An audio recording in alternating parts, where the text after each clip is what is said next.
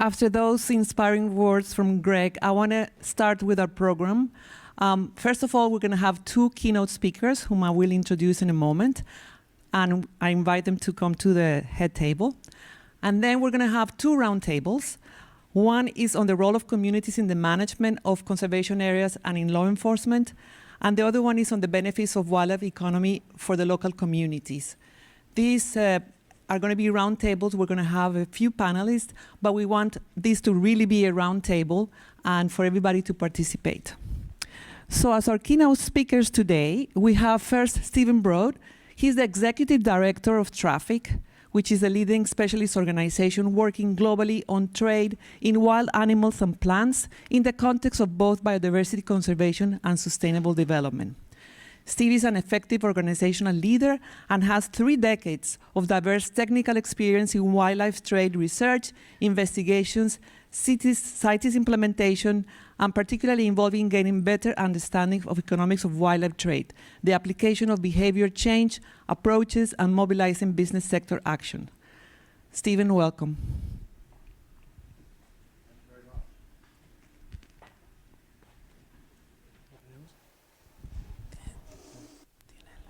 Which button do I press on there? Oh, okay. Thanks. Should have practiced that first, shouldn't I?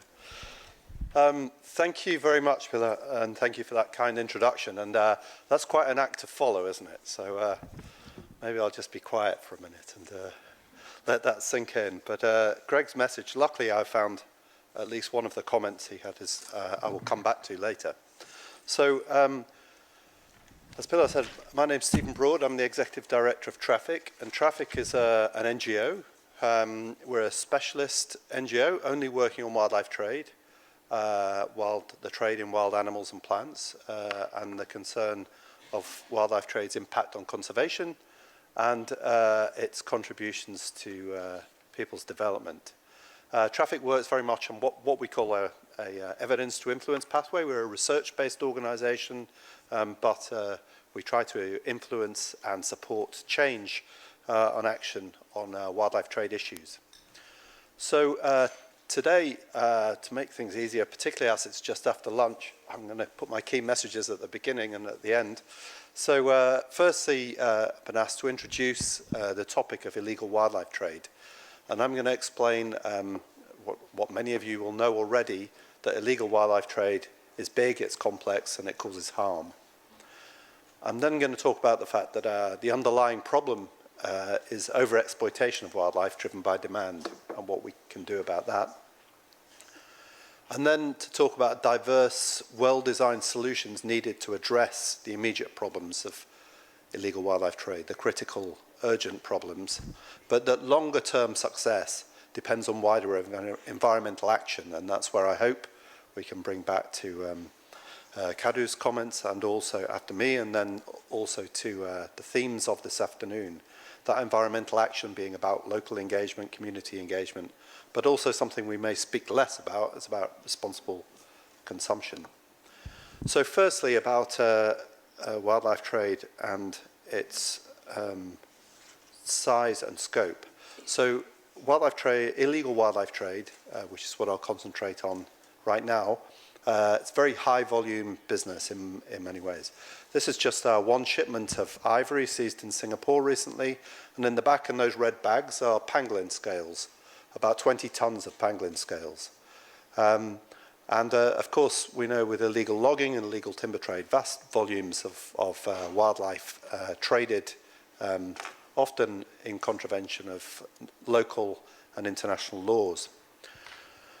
In terms of scale of wildlife trade, in terms of value, I'm very happy to see that the World Bank Group and GEF have produced a report recently on illegal logging, fishing and wildlife trade, and have reflected on different estimates that I've made in the past. Obviously, estimating illegal trade is very difficult to do by its very nature, but for illegal wildlife trade, estimates run from 7 to 23 billion US dollars a year, and that's part of a much bigger business if you include illegal logging and illegal fishing. And the great thing about this report, it also looked at what a loss of the services, ecosystem services and functions in economic terms that come from that, and came up with an estimate of an upper estimate of almost $2 trillion US dollars, mostly driven by the illegal logging problem.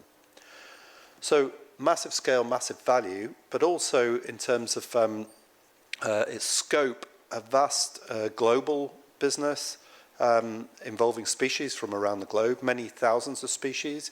You hear a lot about elephants, rhinos, and tigers, but this is a bigger business.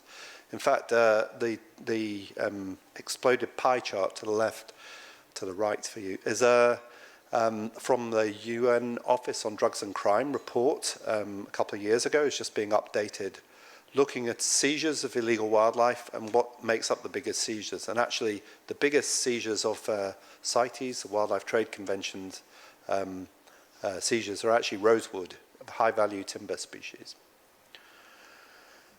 In terms of its reach, global wildlife trade touches all parts of the world. This is just an example looking at some work we did with an organization called C4ADS on a project called Routes, which looks at the role of the transport sector, just looking at air trafficking routes for ivory, rhino horn, live birds, and live reptiles.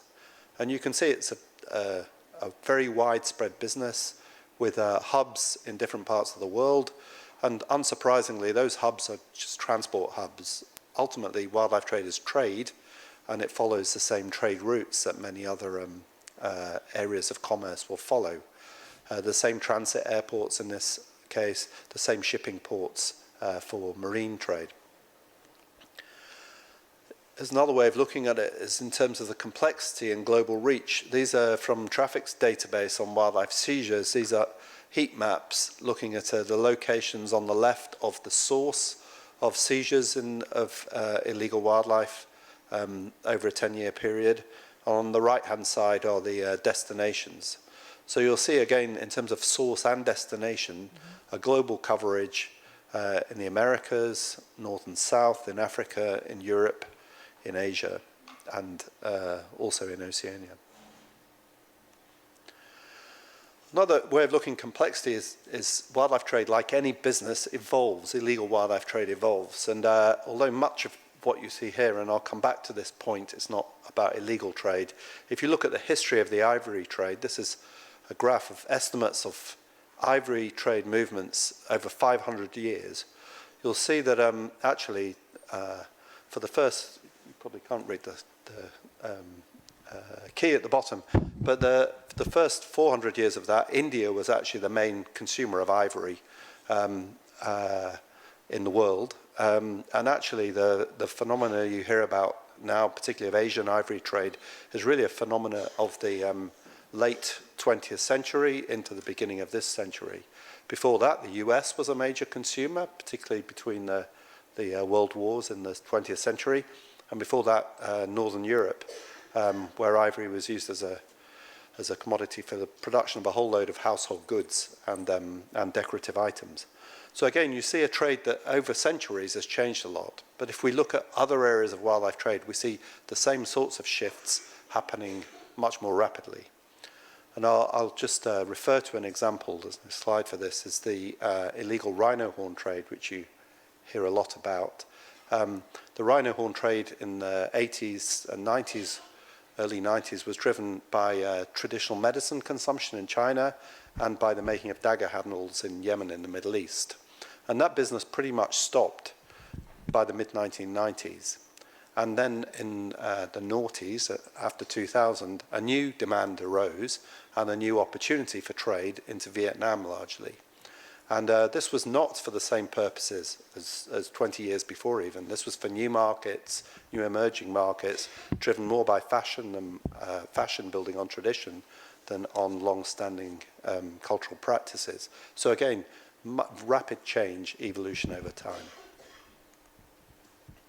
So what are the harms from illegal wildlife trade?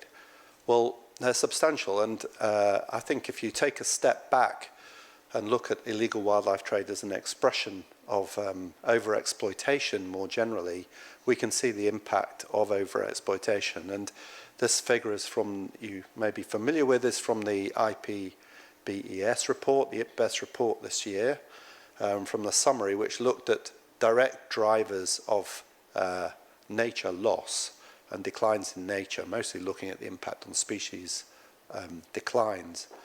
And across marine terrestrial ecosystems, the second biggest impact was direct overexploitation. Often this is driven by trade, not always, and some of that trade is illegal. But this is an expression of the impact that overexploitation and the illegal wildlife trade as part of that overexploitation has on nature. But in terms of illegal wildlife trade, and again, I'm using a figure from the World Bank's recent report, a diagram here, there are many other impacts of illegal wildlife trade. Harms include declines in natural capital, which is what the World Bank report tried to pick up on, lost revenue from legal exploitation, undermining local livelihoods, insecurity, instability. This brings organized crime into areas, brings organized criminals into contact with people who are badly affected by organized crime. Instability can bring health problems. Illegal wildlife trade can mean moving animals and plants which can be vectors of disease. And also this attracting organized crime and corruption. That's something else I'll come back to. The other thing to think about in terms of illegal wildlife trade is the issue of convergence. That illegal wildlife trade is often through the criminal networks involved in, with other areas of crime. This is an illicit trade mapping or review summary by OECD looking at different areas of illicit trade, from counterfeit goods through to human trafficking, illegal gun movements, illegal drug trade, and the illegal wildlife trade. And we often see connectivity in the different cases we look at where people involved in one form of illicit trade are involved in other form of illicit trade because of convergence of crime groups. So I'm just going to use 3 examples before we're talking more about what we can do about this. One of them is a well-known example, the impact of the tiger trade. And here I use this example to illustrate a wider point, which is that the volume of illegal trade is not always the best expression of the problem when we think about illegal wildlife trade. Because in the case of tigers, we have fewer than 4,000 tigers in the wild.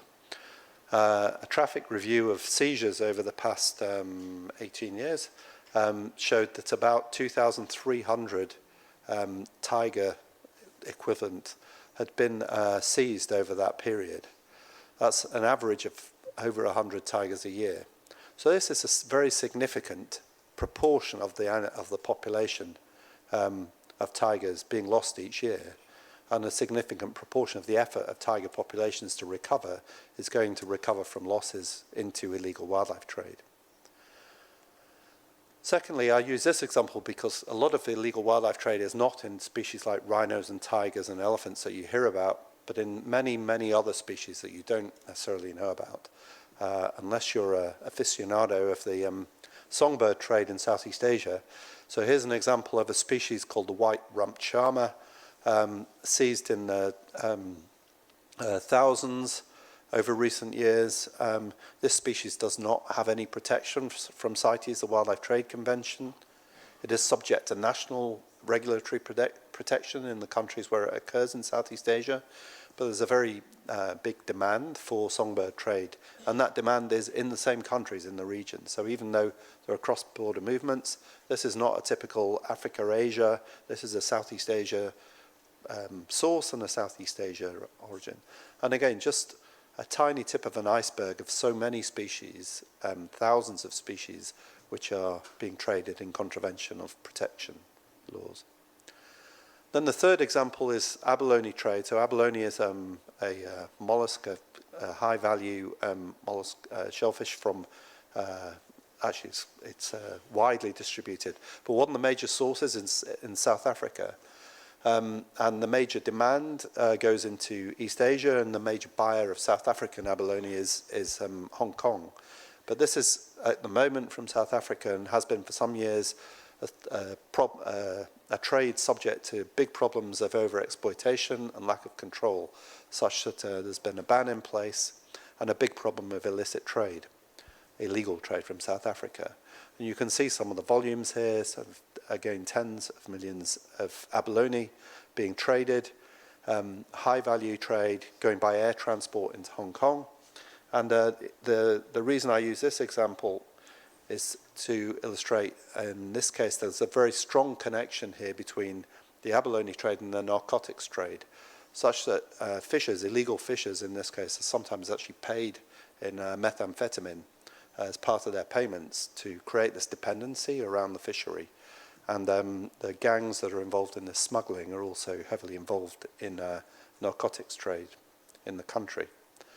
So there's 3 examples. And just that background, I'd like to sort of summarize that part of the background by saying the underlying problem is really demand driving overexploitation of nature. And that demand comes from the needs and aspirations of people to make a living from the natural resources around them, and also the demand coming from consumers who have financial means to purchase wildlife commodities to fulfill their needs and desires. Those consumers may be also local, they may be quite distant. And this is the underlying problem that we're trying to tackle in terms of overexploitation. The main response to this over the past 50 years has been legislation and regulation. There's a picture from a CITES convention meeting where the internationally agreed rules around wildlife trade taken place, but also through the local legislation, local law enforcement.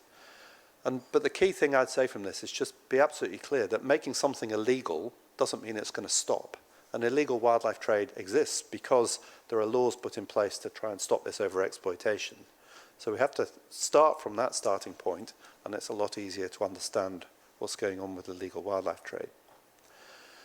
But crime is a problem right now, and the increasing prevalence of organized crime in this business. So we do have to take crime-based approaches. And just in terms of starting to look at solutions and ways forward, one thing we've tried to do, and this is a message picked up a lot, here, including some big pyramids here at the World Bank building, to take learning from other areas of criminology to help the battle here. So this is a classic book on the left on situational crime prevention, and if we look at this in a simple way, that what we're trying to do is increase the effort that criminals need to take to get involved in this business, increase the risks that they take by getting involved, and reduce the rewards. I'll also explain some of the things going on in that field right now. So firstly, in terms of increasing effort, one of the main areas in which traffic and others have been pursuing this has been to try and get the private sector to put up a stronger barrier to involvement in illegal wildlife trade. That involves transport companies, airlines, shipping companies. It involves internet companies, because more and more of this business now happens on the internet. It involves banks and financial institutions, and it involves other sort of vectors around travel and tourism, because again, a lot of people buy when they're traveling what they might, or do what they're traveling what they might not do at home. Here we've worked with a wide range of companies through the transport sector with the Routes program, which is funded by USAID as a partnership, working principally with the airline sector at the moment to bring about training, capacity building and action by the airline sector, voluntary action. With this coalition to end trafficking online, there are now 34 big internet companies, big and small internet companies, working on a pledge to reduce illegal wildlife trade. And I can say a lot of those companies are taking very strong action. They control the marketplace. And then recently a task force has been launched between banks and financial institutions to use anti-money laundering and financial crime investigation approaches to deal with this. And again, the banks taking responsibility for the money that's going through their accounts. Similarly with tourism industry, there's more interest around that industry providing better information to its consumers. Secondly, on terms of increasing risks, There's a lot of action in this space, so that comes from doing enforcement better, doing enforcement in new ways, community-driven enforcement, better training, better use of technology like sniffer dogs, technology like forensics, use of X-ray inspection. On the top right is training of, or I should say, sensitization of judiciary and prosecutors to make sure these crimes are dealt with seriously.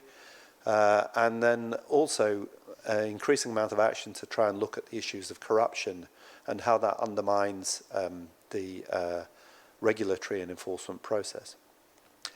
Then the third area of action, that this is to really reduce the rewards from illegal wildlife trade, is to start speaking to the consumers and not just raising awareness and thinking that by telling someone it's causing a conservation problem for elephants by using ivory, but actually understanding, using behavioral science, understanding why someone's buying ivory. What would it take to stop them buying ivory? What is it that they do care about? What is it that they use ivory for, and could they use something else instead?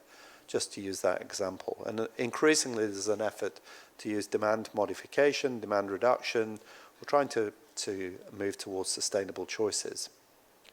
And again, we can see some impact from that in certain markets through reduction of price.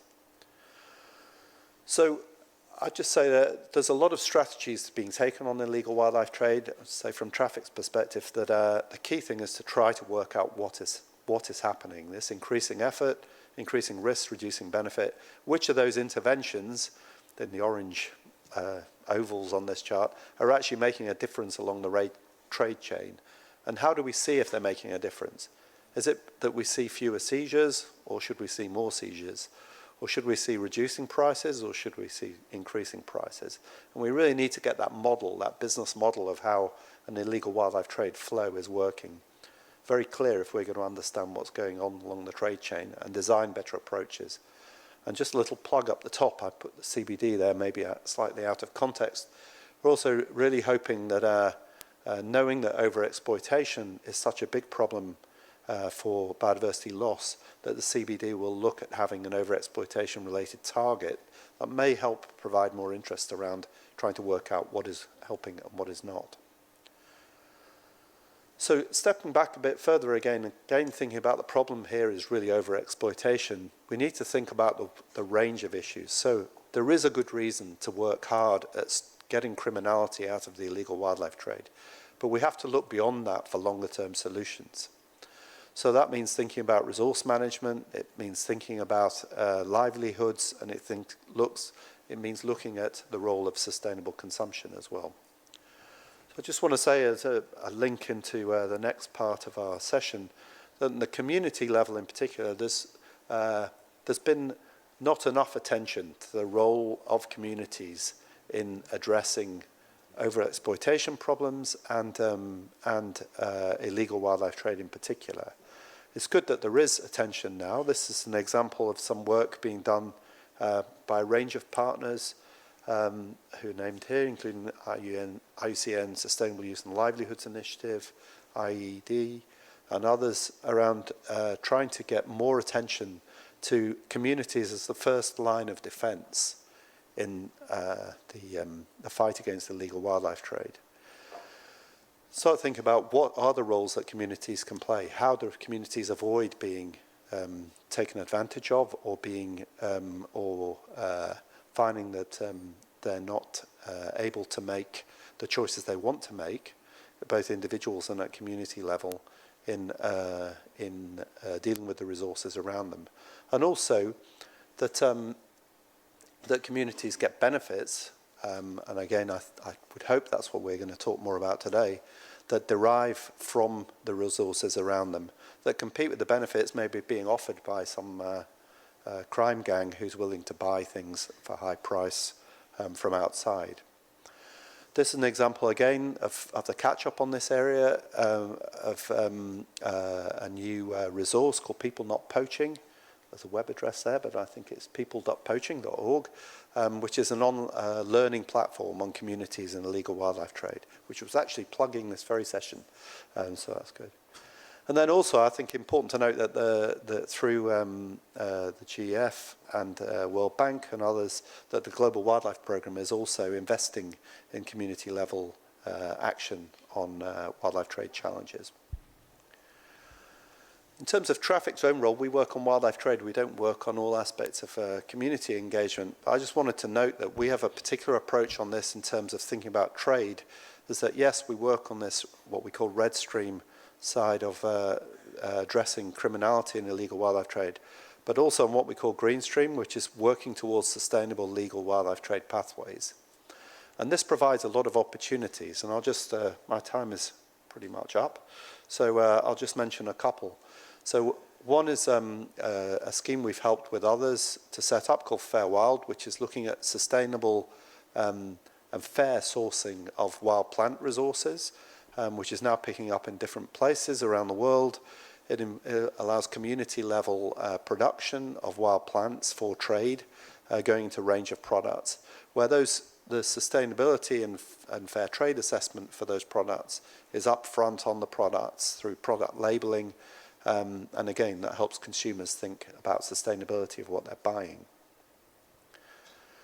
And somewhat linked to that is thinking creatively around these issues. So many of the places, and for many of the species, where there are significant conservation problems, including illegal wildlife trade, there are sustainable livelihoods to be had from sustainable wildlife trade. I'll just use one example from the bottom of that around East Southern Africa. There is now, through the scheme I mentioned before, Fair Wild, there is sustainably produced baobab oil and fruits from Zimbabwe, which are bringing benefits to communities in areas where there's also poaching of elephants and other species. And again, bringing trade-related benefits to compete with trade-related problems. So finally, just repeat the messages I started with, that illegal wildlife trade, it is a big, complex and difficult business. It is causing real harm.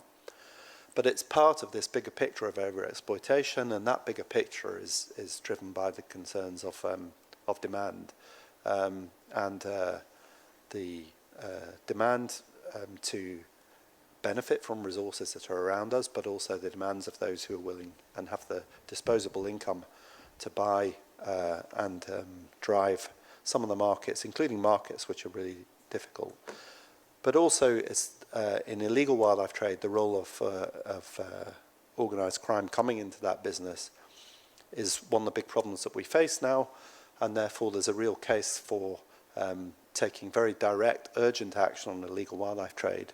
But at the same time, real success depends on this wider environmental action, local community engagement, local community benefits, and more attention to responsible consumption globally.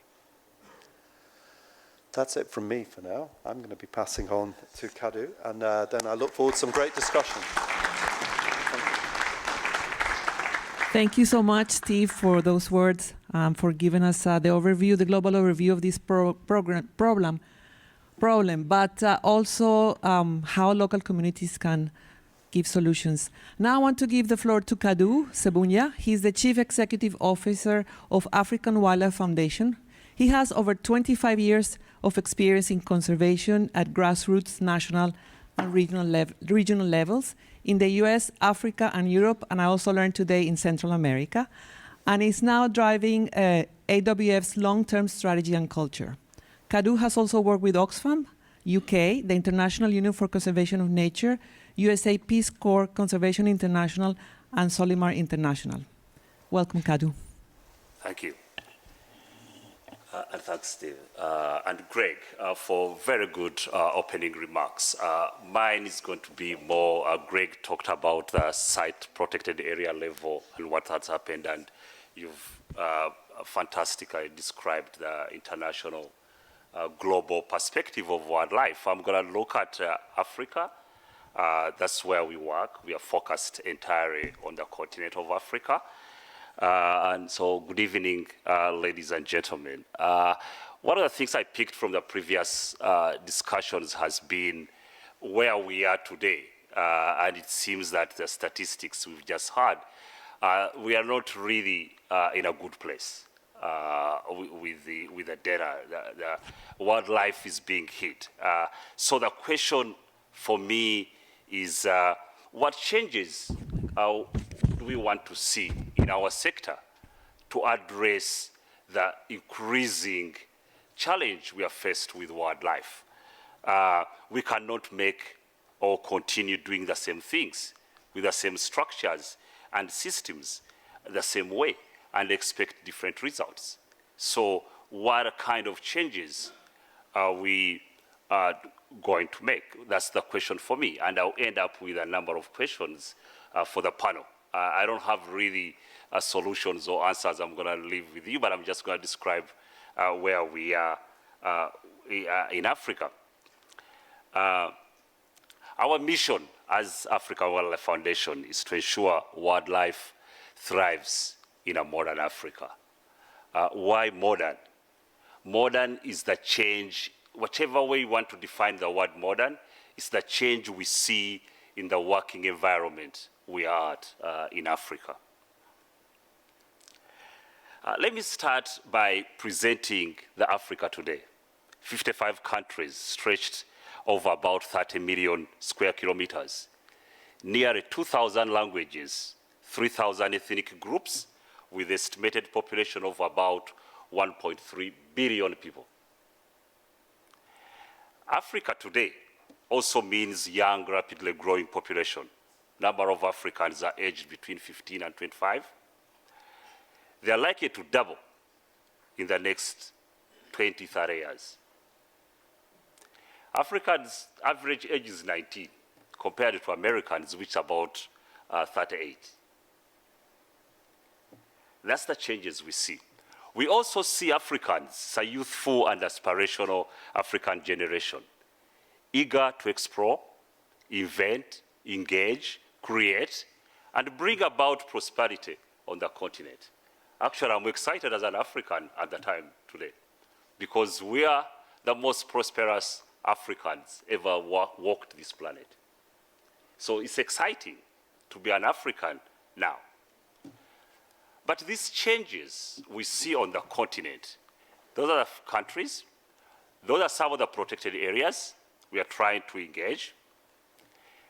Those are kind of the ecosystems we have on the continent. This change we see on Africa continent is going to move more faster. Those are the urban centers currently growing. It's the fastest urbanized continent in the world. And the African Union recently signed a deal to create a continental-wide free trade area. The map Stephen just showed of the global map of flights and how wildlife moves with a free trading area on the continent. That is going to increase on the continent. What is not mentioned with this exciting change on the continent and the miracle we are seeing, economic miracle we are seeing, how it had impacted Africa's wildlife. These changes have happened in the last 20 years. And the last 20 years, again, we've seen wildlife assets hit more than any other period on the continent. The decisions Africa is making today on our economic aspirations could as well determine the Africa we shall have in 20 years, especially the space for wildlife and the trade in wildlife. I personally experienced the impact of this change on the continent. I'll tell you a personal story. And this is through what most of you know, Sudan, the rhino. We know for sure that all of us here can only achieve our goals of maintaining a sizable population of wildlife species on the African continent only if we manage to link our conservation mission to the aspirations of Africans and to the development plans of the nations. That is the change needed to see. If we fail, the story of this rhino Sudan could reappear many more times and faster. It's really amazing how an encounter with a signature species leaves a mark on your mind This was last year when I visited the sanctuary with my family, or Pejeta Conservancy in Kenya. I was struck by the story of this rhino. In 1950, 3,000 of these rhinos could be counted on the continent. Then there were 350 in 1970s, 36 in 2000. The northern white rhino was eventually declared extinct in the wild in 2009. 3 lived on a sanctuary in Kenya, or Pejeta. As we speak, only 2 are left. Our guide recounted the tragic story of a subspecies. He said Sudan was the last male standing. Born in the wild, this is a story of Africa, captured and taken to Czech Republic, then relocated back to Pejeta. He spoke of the challenges of procreation of the old rhino, which was at that time 45 years. My kids turned to me with questions. Why is Sudan here and not back in the wild? 13 and 11 years old. Why was he taken to Czech Republic? Where are the others? What is extinction? What is procreation? Why are the rhinos guarded 24 hours? My answers only caused more questions. As the largest African conservation organization on the continent, AWF, what are you doing about this? What are the governments doing? What about the international bodies? What can we as kids do to help? How did we get to this point of extinction? What are the chances that we will get back, the rhino will get back to Sudan in the wild? Where else in the world are they found? These are kids. This discussion was very difficult for me. How do you explain to a child that the wildlife disaster was a result of human greed, negligence, and most important for us in this room, lack of understanding of the best strategies and approaches for conservation to work in Africa? Or the human connectedness to nature and the ignorance of wildlife's contribution to our survival. This was not just another death. It was tragic with demi-symbolism. Tragic because the death of Sudan is not the loss of a rhino. It spells the end of the line. Niger and Fatu, the 2 surviving northern rhinos, are infertile. And Sudan's public passing, captured and archived minute by minute on social media, was painful metaphor of a failure of the conservation community. We need to accept that. It's not only rhinos, you just heard from Stephen. Africa, in my lifetime, elephants were more than 1 million elephants in 1970s. They are now less than 500,000. Our community has added on elephants, giraffes, as threatened in the last CITES meeting. Sudan's death and the discussion we have today on wildlife highlights the urgency for us Africans and those who care about wildlife to understand the significance of wildlife in a modern continent and to decide the role and uniqueness this wealth plays in a modern Africa. The modern Africa is driven by the effort to spread prosperity across the continent, putting people's demand first in places, pressing more pressure on natural resource base. Business as usual, as you heard from Greg, scenarios guiding growth and conservation approaches at the moment are failing to adequately address the issues of social equity to ensure prosperity is sustainable on the continent. You can take this globally. It's imperative to understand that the trend we have witnessed in illegal wildlife trade is intricately linked to Africa's chosen development path, which in many countries sidelines wildlife and wildlands as someone else's concern. The increase in wildlife crime is a result of spread poverty, lack of viable alternative livelihoods in source countries, and demand in consumer countries. Furthermore, enabling factors that encourage international wildlife trade include weak governance, corruption, failure in regulation, proliferation of weapons across borders, and failure in law enforcement. Stephen showed this map like this. This impact, the past much of poaching in Africa has been opportunistic. A wildlife crime has become a serious criminal activity involving transnational networks, well organized, well resourced. Today, poachers are very sophisticated. Some are armed with silencer guns and equipment. Most of the law enforcement agencies on the continent have small budgets allocation to carry out their wildlife laws enforcements. Underfunding the agencies leads to lack of necessary tools and equipment that we need. The majority of countries in Africa still have inadequate penalties for wildlife crimes. This undermines the efforts of law enforcement officers and makes the cost of committing crime in these countries very low, thereby attracting criminal syndicates. The consequence of this attitude is dire for biodiversity. For conservationists like all of us here, this requires us to have a deep understanding and the connection with aspirations and mindsets driving change on the continent.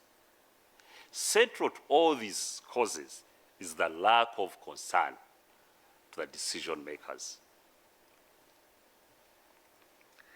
Despite the challenges, a lot of work, like you've heard with Craig and Stephen, from our work too, has gone into supporting anti-poaching and strengthening the capacity of countries in Africa and East Asia to counter wildlife poaching and trafficking through the holistic strategies. Stop the killing, stop the trafficking, and stopping the demand. Partnering with African governments, working aligned to government plans, the private sector, the civil societies, we have promoted an approach addressing the threats posed by wildlife. We have seen a reduction in poaching levels in some countries. For instance, in Kenya, 70%. It takes an approach that empowers communities as the first line of defense against poaching and trafficking. We build local capacities, ensuring meaningful participation, ownership, and benefits the wildlife thrives. With increased conflict and lack of benefits, wildlife flutters. In our efforts to stop the trafficking, two approaches have been highly effective. Benefits to communities, canine for conservation, and wildlife for law enforcement. The efforts to combat international wildlife trade cannot be sustainable without the involvement of local communities. We believe empowered and engaged communities form an active first line of defense against poaching and other wildlife crimes. Marginalized local people may poach themselves, but may also harbor illegal hunters and share information with them. Greater success has been recorded when shifts in conservation programs and interventions have taken communities on board, going beyond saving species, but also to improve socio-economic development. Greg made that case more than I could. However, to stop illegal wildlife trade, we need strategies and approaches that bring transformational change, even though the risk to be involved in international wildlife trade is much higher many people among local communities do not have viable livelihood options to turn on, we will still poach. We have seen good examples coming from places like Rwanda and Uganda. Today, it's unthinkable that Rwandese can be involved in poaching or illegal trade in mountain gorillas. The country realized how conservation is a genuine avenue for economic growth and thus has since made conscious choices to mainstream it in their development agendas. Our mistake as conservationists has been viewing illegal wildlife trade exclusively as a wildlife protection concern. We need to acknowledge that international wildlife trade are symptoms of a deeper underlying drivers involved in political, social, and economic dynamics tied to development and broader partners of land use change. We have made efforts to acknowledge the role of civil societies, many of us in conservation, indigenous groups, local communities, but we are yet to have, we have not aligned financing for implementation to allow these groups to be able to play an even a bigger role and more effective role at that. The decision that Africa is making from household to state houses, from youth to old, are driven by their economic realities and aspirations. Our reality is that at all these levels, many believe that transformation of Africa will come at the cost of wildlife and wildlands. This is what we have to deal with.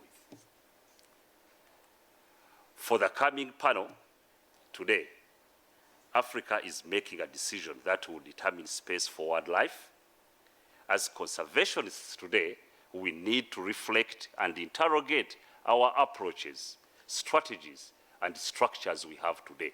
We need to change something. The question then becomes, how can Africa address, or anywhere else, a rapidly growing human population while protecting wildlife? How can we get the majority to care for the issue long regarded as a majority concern? How can we get our governments and local communities to embrace wildlife protection, not just as a tourism revenue, but also to uplift rural communities, creating gainful employment and diversifying the economy? The panel needs to answer that question. How do we empower and resource civil societies to build new constituencies for conservation?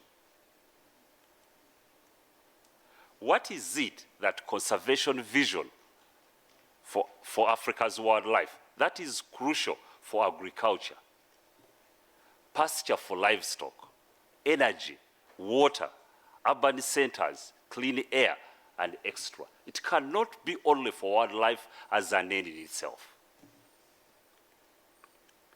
How do we engage with business leaders or heads of states and make conservation an economic and national priority policy? How do we ensure wildlife is mainstreamed and central to the continent's development aspirations?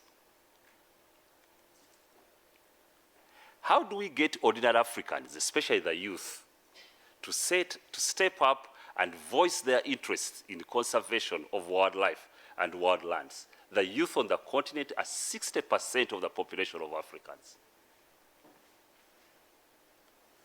The Africa of the next 50 years is being determined by the decision leaders are making today. That's the infrastructure plan for Africa. Most of it goes through national parks. How do we secure a seat for wildlife voice at the table where big decisions about the future of the continent are being taken? How can our sector play a part in influencing Africa's development pathway? And lastly, how do we accept the trade-offs that are necessary as a community how do we ensure that financing for biodiversity gets to the people doing the work at the ground, communities, governments, NGOs, and others. Thank you.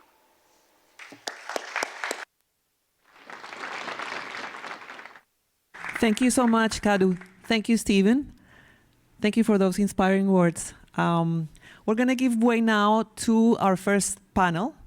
So we would like to invite our panelists and also our moderator. Thank you, guys. So our first panel is the role of communities in the management of conservation areas and in law enforcement. And this panel will be moderated by Mujon Bagay.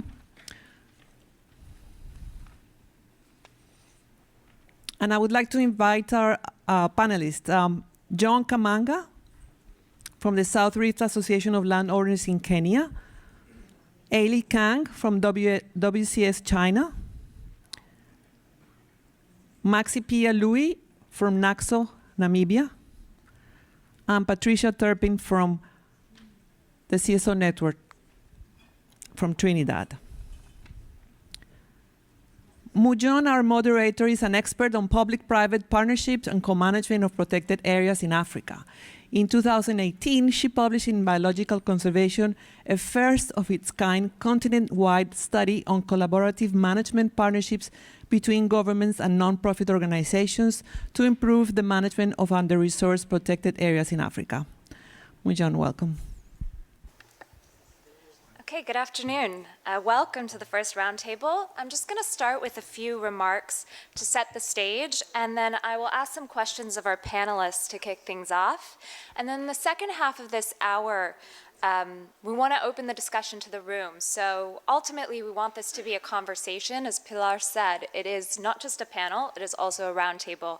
So please, during that portion, feel free to chime in with your thoughts, your questions, share your own experiences. I know we have a lot of great depth of experience in the room. So just to start, as we've just heard, the international trade in wildlife, it's at the top of the international conservation agenda, but it's also at the top of the international security agenda as well as international development agenda. And yet the challenge, as we've been talking about, is enormous. Poachers are heavily armed, the trade is hugely valuable, and local people are often exceptionally poor. And so the question is, how do we deal with that challenge? And as Kadu said, what changes can we make? So primarily until now, the main avenues of addressing this challenge have been boots on the ground, so very clearly and importantly, law enforcement efforts, and then also demand reduction efforts. But more recently, there's an increasing recognition at an international level that it is critical to engage the communities that live alongside this wildlife as partners in the effort to combat the illegal trade in wildlife. And that means ensuring that these people have the skills, the resources, and the incentives, most importantly, to conserve. So as Kadu mentioned, how do we link our goals as conservationists to the aspirations of these people? Despite this recognition, I think we can all recognize that it's proven difficult to operationalize in a really meaningful, sustainable, and widespread way on the ground. And so that's created somewhat of an implementation gap. A few reasons for this, amongst others, are the fact that it's, as you all know, it's very difficult with conservation and communities to have any kind of a one-size-fits-all approach. The communities are diverse and complex across a range of factors, including historical, cultural, economic, socioeconomic, legal, and environmental. And as a result, there's also a lack of clear evidence regarding what approaches work best and maybe what the relative effectiveness of various approaches is. That said, there are examples of a lot of successful efforts on the ground that can be adapted to fit specific contexts. I mean, we heard from Greg and Gorangosa, and I'm sure we have a lot of that experience here in this room today. Hard-won experience often, lessons as well as mistakes, as Greg mentioned. And I think we have the good fortune, and what I hope we take advantage of is the fact that there is so much of that insight and experience here today. So before I turn to the panelists, I just want to very briefly touch upon the range of types of engagement that we're talking about. And I'm broadly going to put it into 3 categories, but of course they all overlap. So the first is management directly by communities themselves. And what we mean here is governance models that seek to empower local communities to manage wildlife sustainably and generate social and economic benefits from it. So we'll deal with a few different examples of that. First and foremost, we'll talk about some community conservancies, of which there are an array of them in both Kenya and Namibia, as well as I'm sure other experiences across the world. We'll talk about some co-management arrangements. So those power sharing agreements between various actors, so between governments and local communities, and sometimes also involving private sector and NGOs. And then the second category is where those situations in which we directly engage local communities in anti-poaching. So examples of this include community wildlife scouts and game guards, as well as broader efforts to engage local communities through information networks, so paying for intelligence that leads to arrests. And then the third category is a bit of a catch-all for all those variety of ways in which we seek to increase the benefits and mitigate the costs, so increase incentives and decrease disincentives for people living alongside wildlife. And this is perhaps more in the purview of the second roundtable, and I don't want to steal their thunder, but it's these are all very overlapping, and so I'll just briefly mention a few of the varieties of ways that this might include. So benefits include things like community-owned tourism ventures, a variety of kinds of sustainable use, and other kinds of benefit sharing, employment, support for sustainable livelihoods, and wildlife-friendly enterprises, efforts to create payment for ecosystem services schemes, as well as a host of non-financial benefits. So, as we said before, linking conservation of wildlife to cultural values, preservation of sacred sites, enhanced ecosystem health, and improved security. And then on the flip side of that, it's mitigating costs. So the main way of doing that is approaches towards that look at how we mitigate human-wildlife conflict. There's a variety of examples of this as well. So I want to turn now to our panelists. And the goal of this panel portion of the roundtable is to draw upon their extensive experience in the hopes of providing some specific examples from their work on the ground, and in the process highlight some of the challenges as well as some of the successes, and try to take a look honestly at what has worked and what hasn't worked as well. So I'd like to start with Maxi Pia-Luis. She is the director of NACSO, which is the Namibian Association of Community-Based Natural Resource Management Support Organizations. It's an umbrella organization that consists of 9 NGOs as well as the University of Namibia, and seeks to gather the skills and knowledge across sectors in order to provide support services to those rural communities that are looking to manage their wildlife and utilize their wildlands sustainably.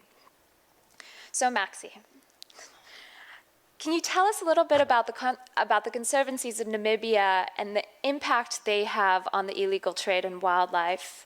And if you can, reflect also a little bit on some of the successes as well as the challenges you've seen on the ground. Thank you so much, and thanks for the opportunity. I would like to start by telling our story, because and first of all, I'd also like to thank the previous presenters. I think they actually set the scene, a very bleak scene for Africa, but there is also hope. And that's the hope that I would like to share with you, with the modern Africa that was actually presented, and what we see in that modern Africa. In Namibia, when we started addressing issues of wildlife management, we had a vision, and that vision was shared across all stakeholders, whether it was government, whether it was communities, private sector, or the civil society organization. And one thing that we agreed on was that give ownership of wildlife and natural resources back to the people that live with it. Secondly, another vision that was also shared was that we should not be seeing communities as the problem.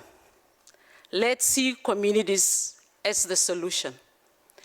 And once we started agreeing on that vision, which is a very simple vision, we took it to another level, and that level was to create an enabling environment, a legal framework for those communities to be able to operate. So we looked at the issue of a rights-based approach, but we also look at an issue of incentive-based approach. And that allowed our rural communities to be part of a developmental program that support the protection of wildlife and the habitat that they live in, but also protecting our own communities. And that, in turn, actually opened up movements for wildlife, but also opened up opportunities and routes and corridors by communities themselves with agreement of all those stakeholders. That brings me to a program that we started, and that is establishing 86 communal conservancies. And I just want to explain what these communal conservancies are. These are just mere rural communities that have organized themselves because they have the rights now to manage those resources.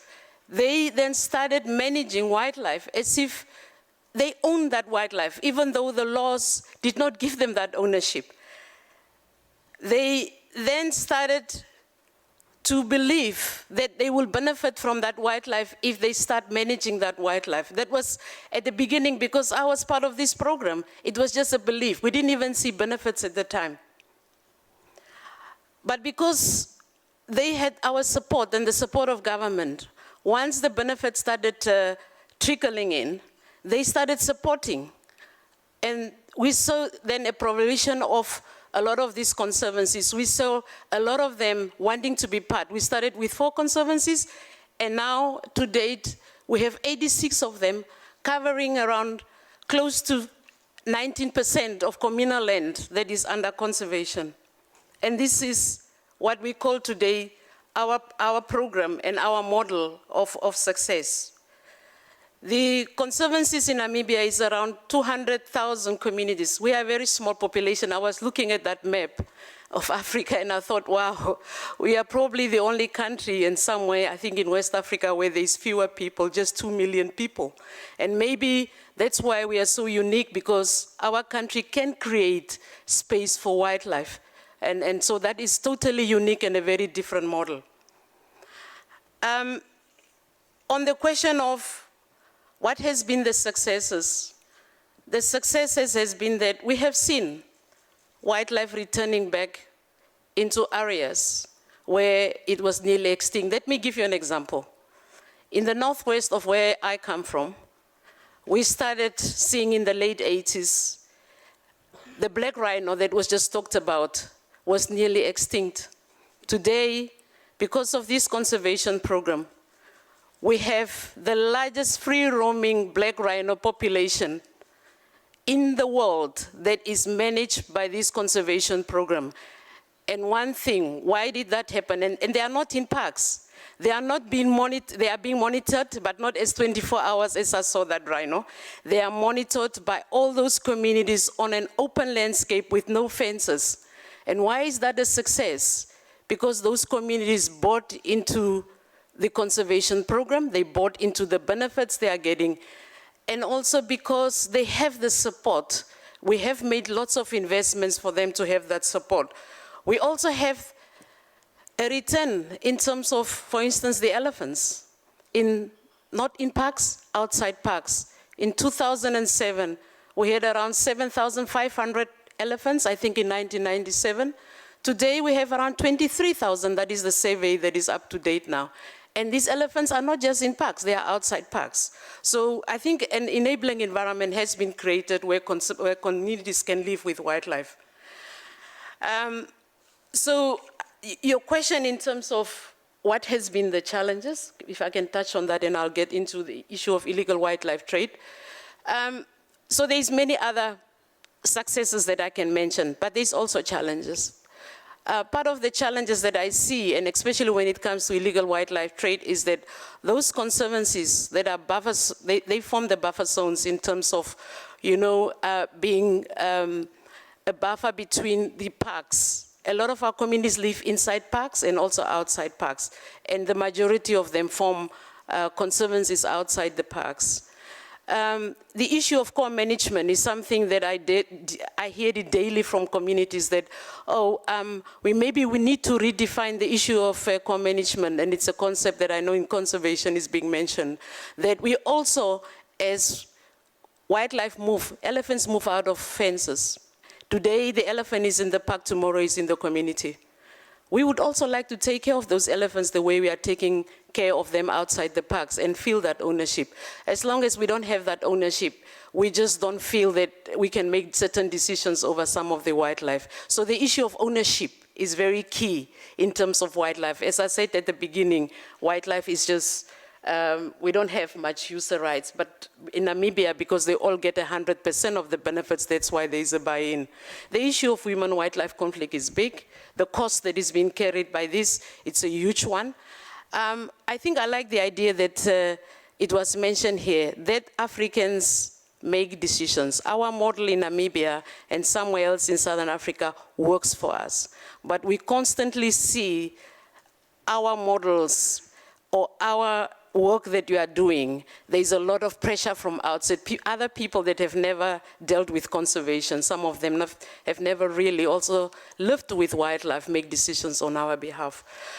Yes, we do have, how much time do I have? We do have strategies in Namibia also that are dealing with illegal wildlife trade, and I just want to mention 4 major ones. There's so many other strategies. One of them is that our communities is our eyes and ears on the ground. We just have very good stewardship programs, land programs, which are still a little bit challenging, but we work with communities. Those are the people that look after our wildlife. And so poaching in these areas are down, not everywhere, but in some of the areas, for instance, we did not have black rhino poaching in the Northwest for the past 2 years. 0 poaching on that. Okay, so that actually tells you that we work with these communities, there's a buy-in, and that is very successful. The other one is also that we have worked with law enforcement units, there is good institutional structures, we partner up, and the partnership is something that is all over, not just around illegal wildlife trade, but also within businesses that creates benefits to these communities. We work with international organizations, I think traffic is one of them, that we link with in terms of the work that we are doing. We also work with other international organizations. So we have very good strategies in place. We work with in Namibia, it's not just looking at law enforcement, but we also look at the justice system and making sure that is being strengthened. So we try and tackle this issue from different levels. And that has been part of why we have been quite successful around some of these issues when you look at wildlife. And this is a model that I think it is different, but the principle of it, I think, can be upscaled to other countries. Thank you so much. Thank you, Maxi. I've asked our panelists to condense all their many years of experience into 5 minutes, and it's incredibly challenging, but I think they're doing a great job. So I want to turn now to John Kamenga. He is the co-founder and director of Soralo. It is the South Rift Association of Landowners located in Kenya, and he has worked with various communities across Kenya for the last 15 years. Soralo in particular works to help establish conservancies, promote their effective management, and help ensure that communities benefit from them. And we've heard a lot just now from Maxi about a lot of the successes they've experienced in Namibia, as well as a few of the challenges. From the Kenyan perspective, you have so much experience on the ground with these individual conservancies. What makes for, in your view, what are some of the specific challenges you see? And then if you also want to highlight some of the successes, we'd love to hear that as well. Okay, thank you very much. Well, I had tasked 5 minutes to try and download the experiences. I think I will probably want to cast the place where we work in for a start. So the area that we work is between the Masai Mara and Amboseli National Parks, which are 2 iconic areas with a lot of wildlife species. Of course, also connecting in Tanzania, in Serengeti and Ngorongoro. And so that is in Africa, that is one of the areas with the highest big mammal population, okay? But over time, the space is shrinking because with the land use change, communities are starting to settle, people are starting to fence up, and therefore the spaces that wildlife has been moving and pastoral communities that have used that area are starting to close up and making it impossible in some areas to have the pastoral communities move about with their livestock to sustain their production system, which then has actually benefited wildlife in the same space. But the Kenyan story is interesting because 70% of our wildlife, it's outside protected areas, right? So the biggest portion of our species is outside the national protected areas, okay? None of our protected areas are fenced. So therefore, even with the 30% areas with wildlife, they are still open spaces. So therefore, wildlife moves in and out to the spaces of the communities. However, for the last 15 years now, communities have really embraced the story of conservation. And up to now, we have about 160 community conservancies across the country, which is 11% of the landmass of Kenya, against 8%, which is under protected area. So communities have actually put more space into conservation than what, as a country, we had put under conservation. But so what has made it work? Why did they embrace?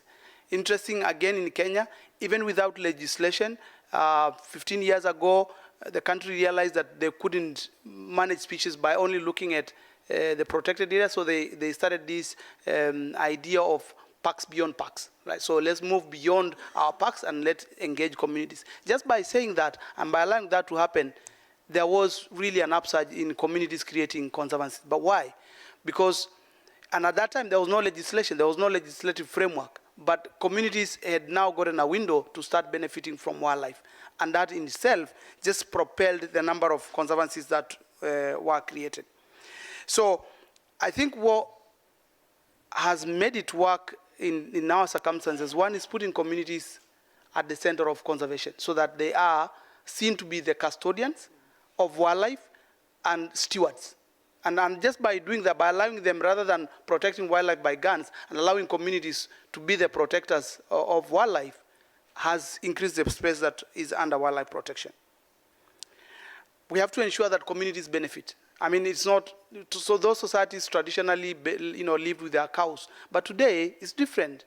They need a little more economic boost, and therefore they look up to wildlife, their forest, as ways of benefiting.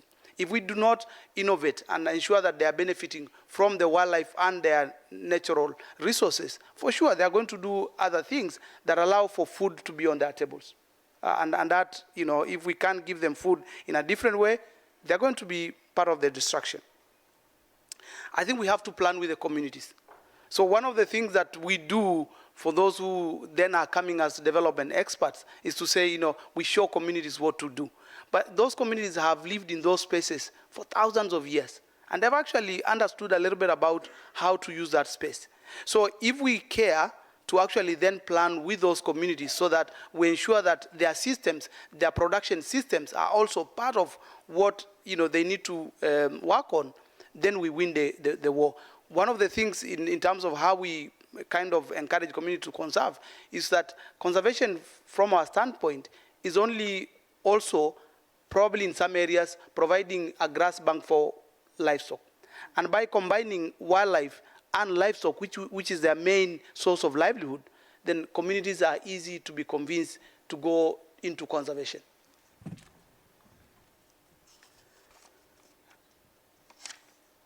I think in terms of what has not supported that system, of course, we have issues because our governments are not very responsive. So, for instance, in Kenya, we know that there are laws today, and there is a policy that, if your life is taken by a wild animal or your property is destroyed, we will pay.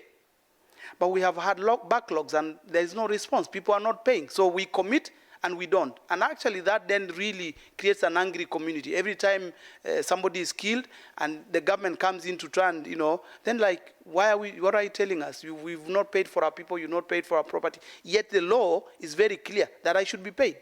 Remove it from law and allow us to do it in our own way, but don't put a law that actually you're not willing to work with.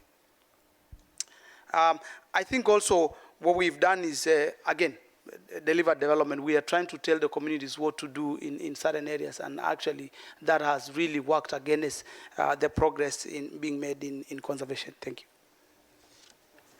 Okay. Thanks, John. So I want to turn now from Africa to the Caribbean, and I want to introduce, Patricia Turpin. She's the president of Environment Tobago, which is an NGO based in Trinidad and Tobago, where she has 40 years of conservation experience. She's also the regional focal point for the GEF CSO network for the Caribbean.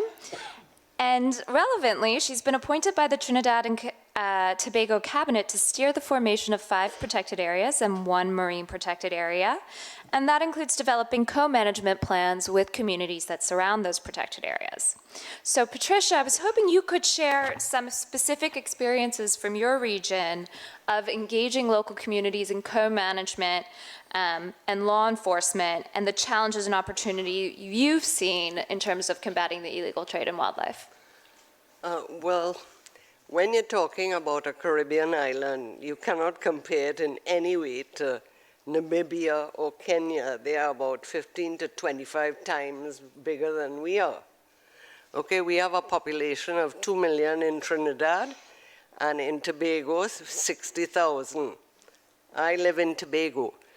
Okay, so I was appointed as part of Environment Tobago by the cabinet, 1 member of a cabinet-appointed committee to set up 5 or 6 protected areas, 4 in Trinidad and 2 in Tobago, one of which is a marine protected area, because we're not protecting just wildlife on the ground or terrestrial. We are marine-based as well and deal with the turtles that are trafficked. So we are in the process, or have been for the last 3 years, of consulting with the communities, which are all mainly on the coastal areas, getting them involved in a co-management process to run these protected areas, because the government needs the help to do that. We are also in the process of educating. There are many challenges with where our island is situated. We are 9 miles from the Venezuelan and Colombian coast, and we are the gateway to the Northern Caribbean. So we are used as the transit point for illegal wildlife trade and the trade in human trafficking, as well as drugs and guns. So we have a combined problem, and it has only been exacerbated in the last 5 years by the fact that we now have about 400,000 Venezuelan refugees in our islands.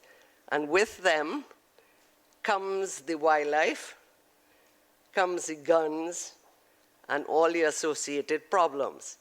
I'm trying to be optimistic here, and you want me to give happy results, but I can only tell you that we are now beginning.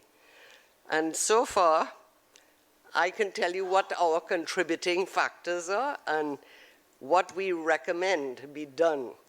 So we have factors of corruption, accessibility to close to the South American and close to the rest of the Caribbean and Miami, downturns in the various economies in the area, so a rampant social media that advertises the sales of wild meat and various types of other animals, a lack of law enforcement, and a very active pet industry that loves birds. So all sorts of parrots and macaws from South America pass through our shores.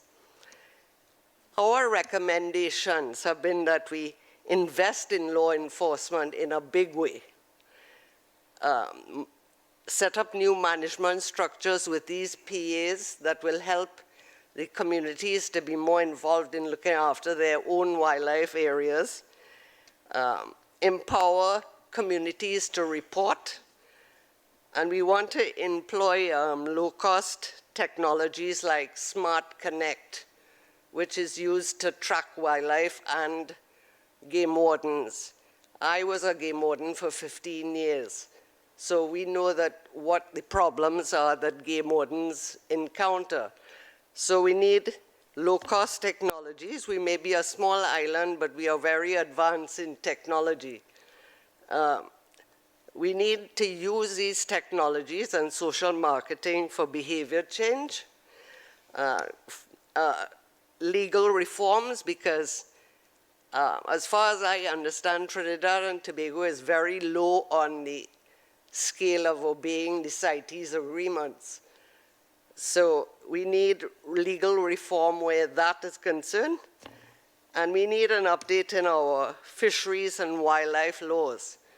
And the most important thing of these PAs and MPAs was the fact that we need to conserve our ecosystems that support our wildlife.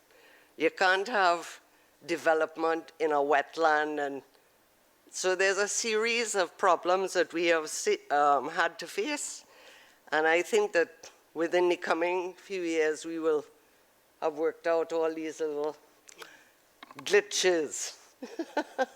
It's a big job for a small island. Thank you, Patricia. You're welcome. So I want to shift now.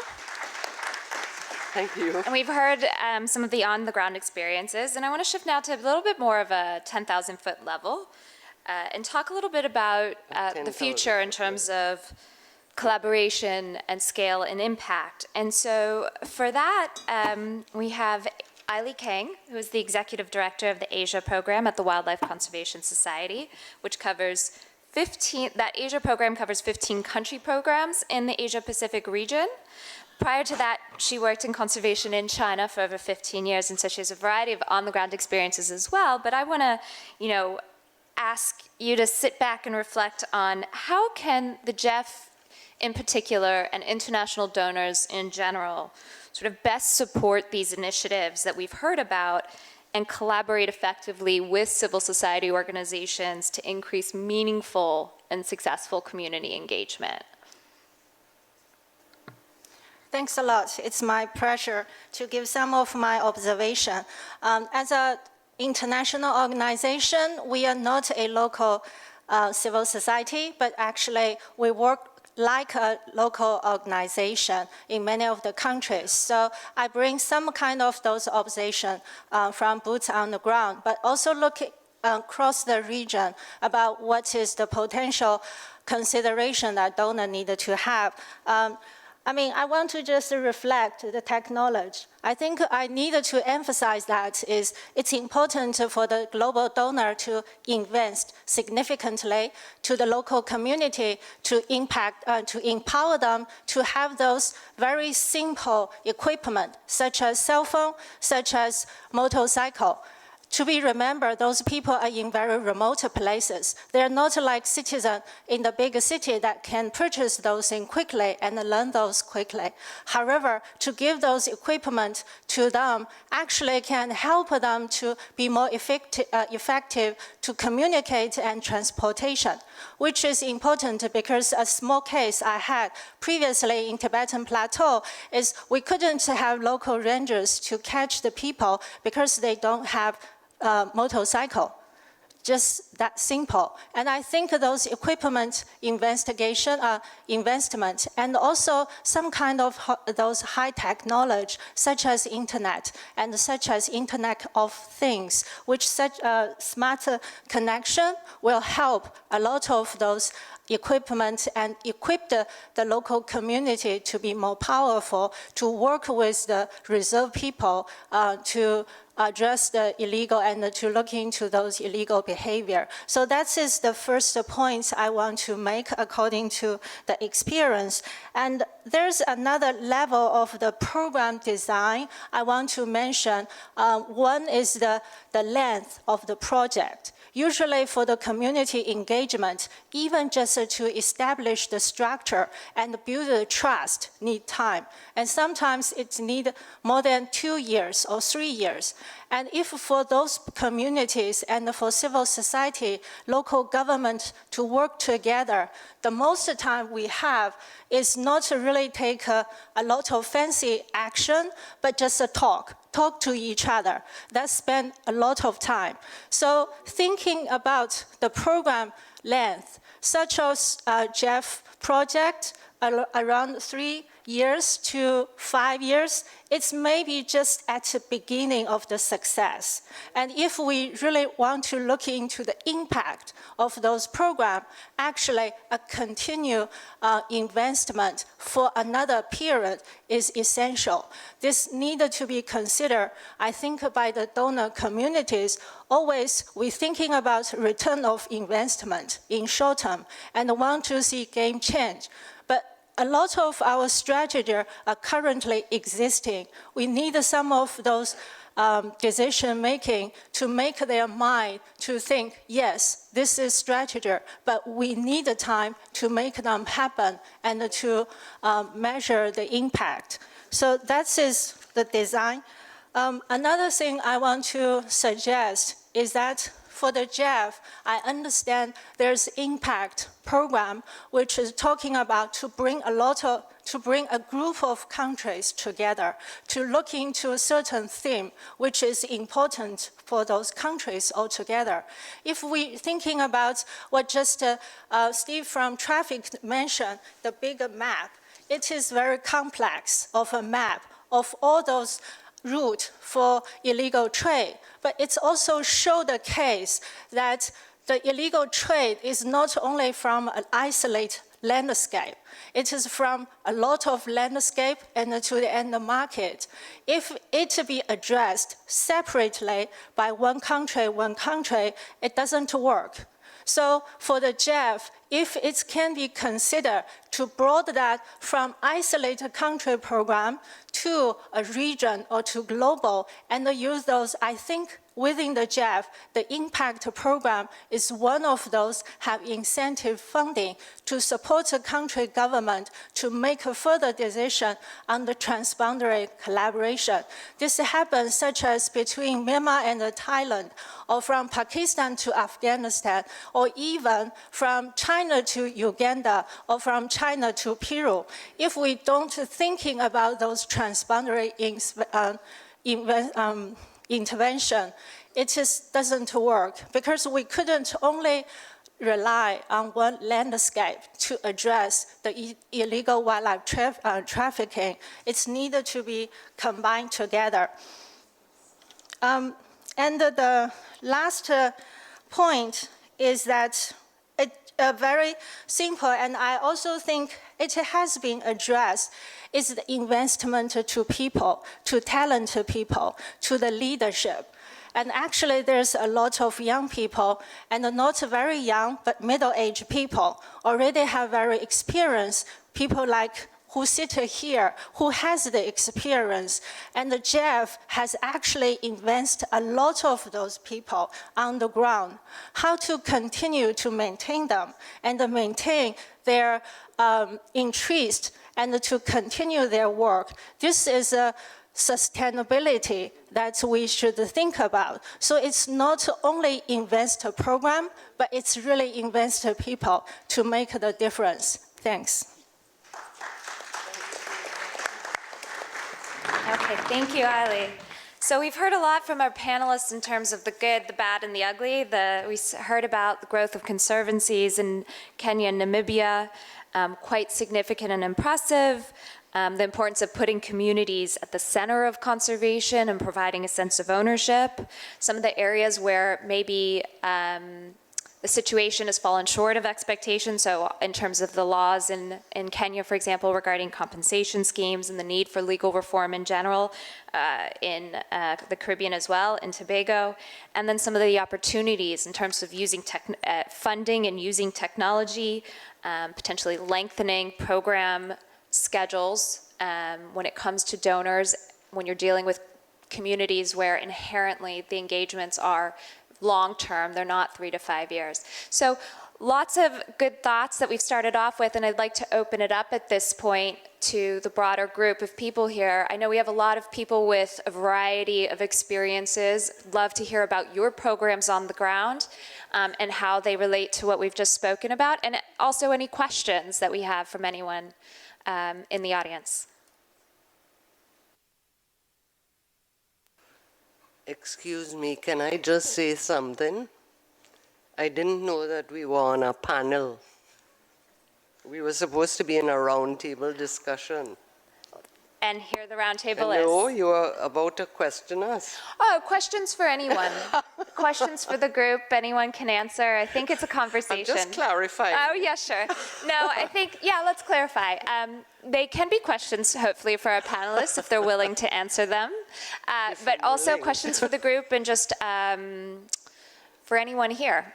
So go ahead. Because I'm not an expert.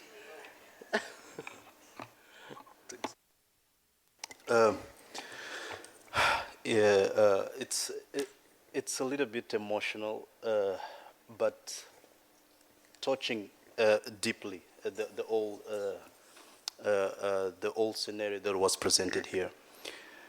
So, more than just building up on what my colleagues, the colleagues that really mentioned the clear lessons that actually they're not quite new, and governance, building rights. I think what we saw from the video, my name is Jose Monteiro, by the way, I'm from Mozambique. I work for a community-based natural resource management network, which is recently institution that aims to build standards when it comes to connect to community. And it engages government, civil society, academia, and NGOs. So based on what we've seen here and what I saw from Greg from Mozambique, and I know the work, there are just 2 points that I want to really bring it. That what we saw is commitment and continuity. And investing on people, as you were saying, require these two things that are critical. Of course, based on the governance issue, rights, and land use planning that it's already been mentioned. So my question then comes, knowing that there's no much, all these examples and reality was putting very clear on those numbers by traffic. How then are we going to invest? And by invest, I really mean time, resources, and knowledge to at site level to quickly increase the scaling up, what's effective, how can we make sure that those natural capital does not disappear, that wildlife does not disappear. So how do we really make sure that we invest? And we're saying we, because this is not necessarily only GEF work. It's of course GEF, it's of course everybody that is here, is the government. So it seems like the scheme of how have not been implemented. So based on what we've been saying here, how do we make sure that we really, this time forward, the investment, time, resources, and knowledge are addressed to those that are really protecting and de facto users of these wildlife resources? Thank you. Go ahead. The first speakers mentioned about lack of conservation strategy and not enough attention given to local communities. It is indisputable that the territories owned and occupied by indigenous peoples have higher biodiversity levels than when you compare to protected area systems. Much of this has already been the findings of the World Bank itself, the Center for International Forestry, and the UNCBD. They found out that there is higher deforestation in areas where it is a strict protected zone than when you compare it to community conserved areas. I'd like to point out that to be stewards, this means to us that when we talk about wildlife, we do not just talk about animals.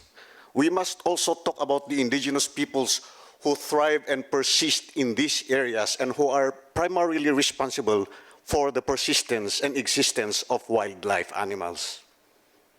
For example, the buffalo is an endangered species because it was protected, it was declared a protected area. The umbilical cord between between the animals and between the habitat and the people protecting it has been cut off because the protected area system says that no entry. When people declare the habitat of the buffalo as a sacred site, no one is going to ask them to leave. There is going to be resistance. There's going to be hope for wildlife because that area is already a sacred site for the habitat of the wildlife. In much the same way as when you treat your church, if you're a Christian, if that is your cathedral, that mountain there is also the cathedral of the indigenous peoples, and that is the home of the wildlife. Down south in Mindanao, we have the Philippine Eagle. This is the world's most famous eagle. They communicate with communities. They are not just about eagles, they are not just about... and one eagle would need some 4,000 to 7,000 hectares of land to thrive.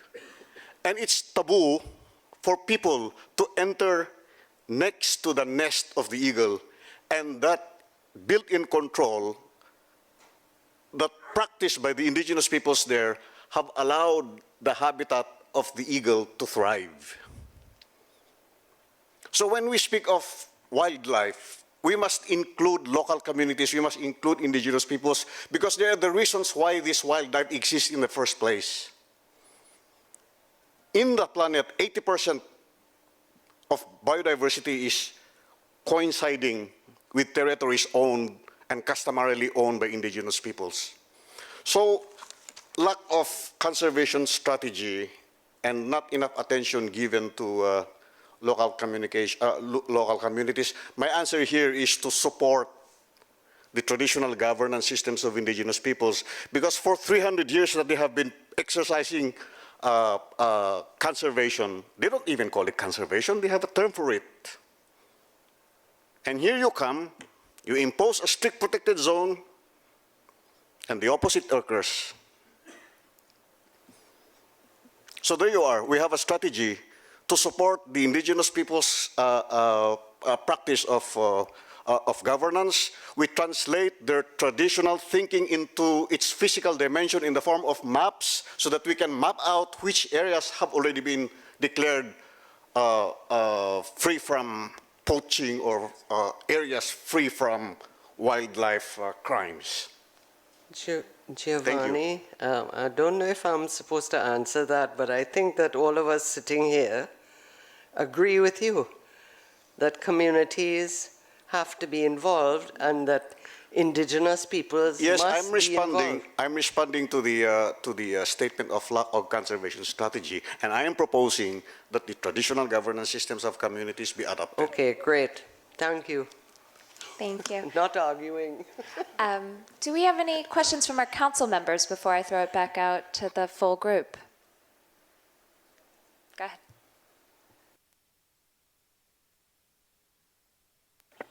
Yes, thank you. I was just, I will listen to everybody. There is this, I think that we are like trying to put a lot of emphasis on prevention and less emphasis on the curative measures, the root causes. I once recall looking at the documentary in Madagascar. So they were interviewing the people and asking them, why are you pulling down the trees and selling illegally? The answer was that I don't have jobs, I don't have an alternative, I know my children are hungry, so what do I do? It's the only thing that I can do to earn some little money to feed my children. So my speaker spoke about human greed. Maybe it's there, a group of people are driven by human greed. But there is a majority of people, especially in the poor countries, like they are driven by human hunger, lack of alternatives, to have a job, to earn money. This drives them, the only way they find a means to earn little money to feed their children is by doing these illegal acts. So I think, you mentioned how one way is to find the alternatives, why the people are doing it. If it is the root cause is because they don't have any jobs, they don't have any alternatives to feed their children, I think then there should be measures at the level of the community, of government, or any agency to give them the alternative means of living. And then, of course, this should be coupled by other measures like the others mentioned to preserve and conserve. Thank you. Okay, thanks for that. So do we have any comments then from the floor of people who are involved in those alternative schemes?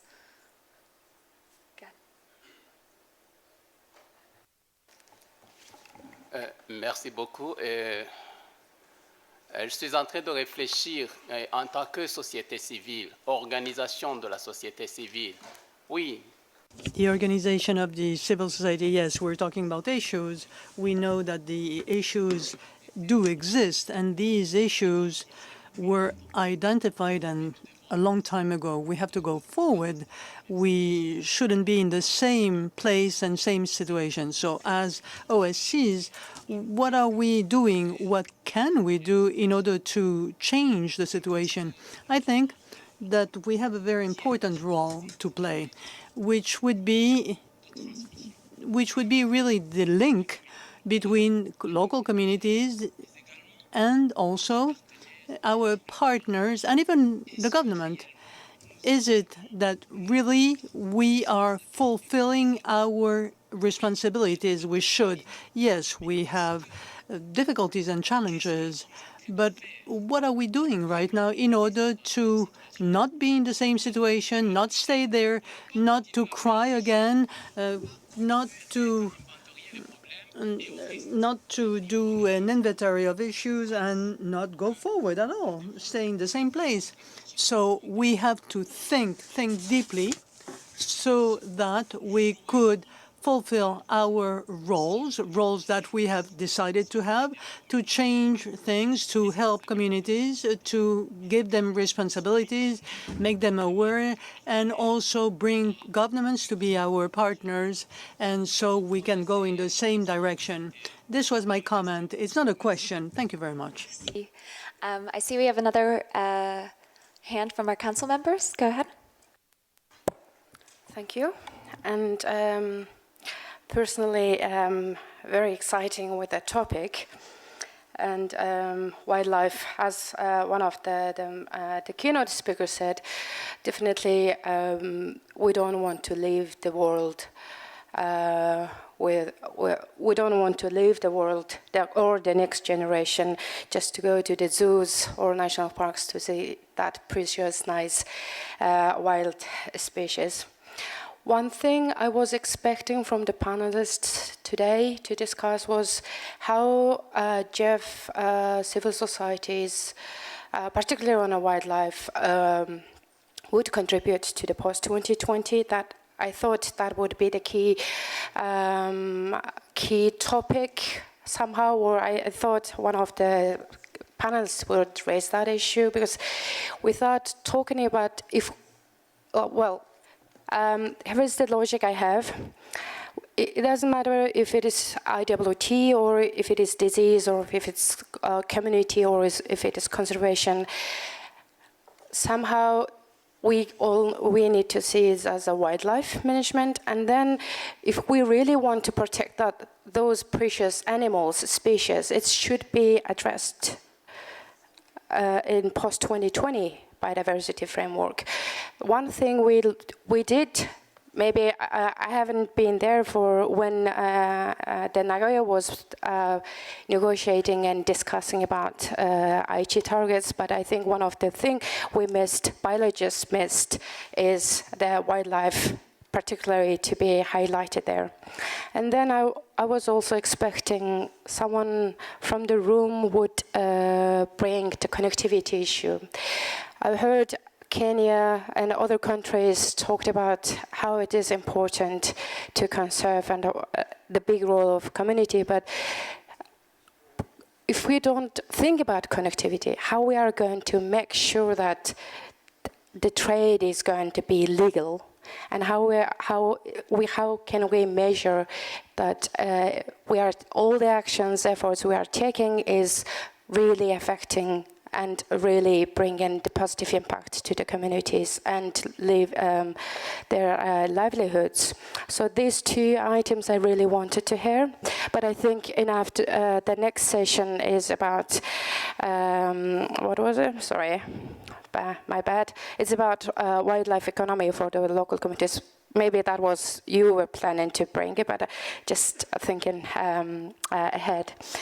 And then also, I think tourism, while it is indeed part of the ecotourism or green tourism, whatever we call it in our language, we also need to think about establishing, again, the platform, but this time, this platform should be involving more with youth and children. And through them, we can do behavior change. And just the personal thought I always have is just go to the track of IWT. Well, it's been urged, or it's been strengthened, or it's been the big dilemma in last 50 years, and before it was, maybe there was before in 50 years, but it was not that big enough. So we really need to bring the well-developed traditional knowledge to re-educate the local community and those who are those killers, the benefit of that species, and then also how it connects with the ecosystem, and then how it's indirectly impacted back to that life of that person or that community. So we really need to focus more on traditional knowledge and to connect nature and people, and also the vice versa. And then well, there is lots of mechanism sub-regionally, regionally, and internationally. And then also, there are lots of good funded projects, programs, and then also the big donors are really keen to see and protect that wildlife, or well, that endangered wildlife. So we really need to focus more on how to increase the capacity, and then also some other activities. So just to wrapping up, connectivity, I really want to be on that, on your discussion, and then also how you to contribute, how GEF civil society organizations to contribute to post-2020 on wildlife. And then it would be very nice if you concern IWT and wildlife communicable diseases together as one package. So, thank you. Thank you very much. So we only actually have a few minutes, but can we possibly address, maybe, if anyone would like to respond in terms of how can, GEF and CSOs contribute post-2020 or on the connectivity issue? Maybe very quickly from John, and then we'll take one more comment from the floor, and then we'll close this roundtable.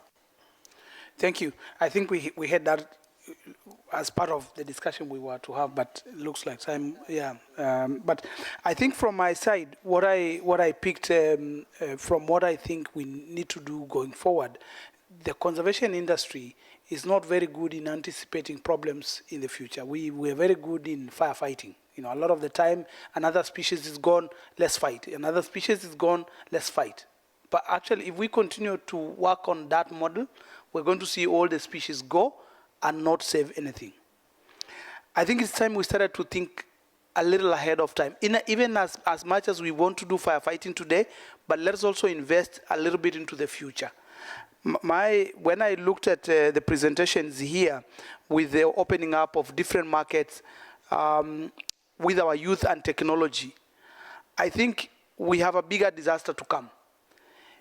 We have a bigger disaster to come because the generation today, a lot of people still have a bigger connection to the environment. They like to be part of the system. They like to do production that is connected to nature. A youth are a very different group. It's about technology today, and it's about quick resources today. Okay? So if they have the technology and they need to make themselves wealthy today without a lot of hassle, you know, without going out there and farming or doing things that makes you, you know, sweat. Then they can only start to do things that are going to see the species even, you know, depleted faster. So I think we probably need to invest a little bit in our youth going forward, just to make sure, using technology which they all have, which they all like, but how do we turn that into an asset with our youth rather than the thing that is actually going to give us more problems in the future? Okay, and just one last comment, the gentleman right here. Thank you very much. My name is Neil Fitt, Kalahari Conservation Society, Botswana. It's an NGO.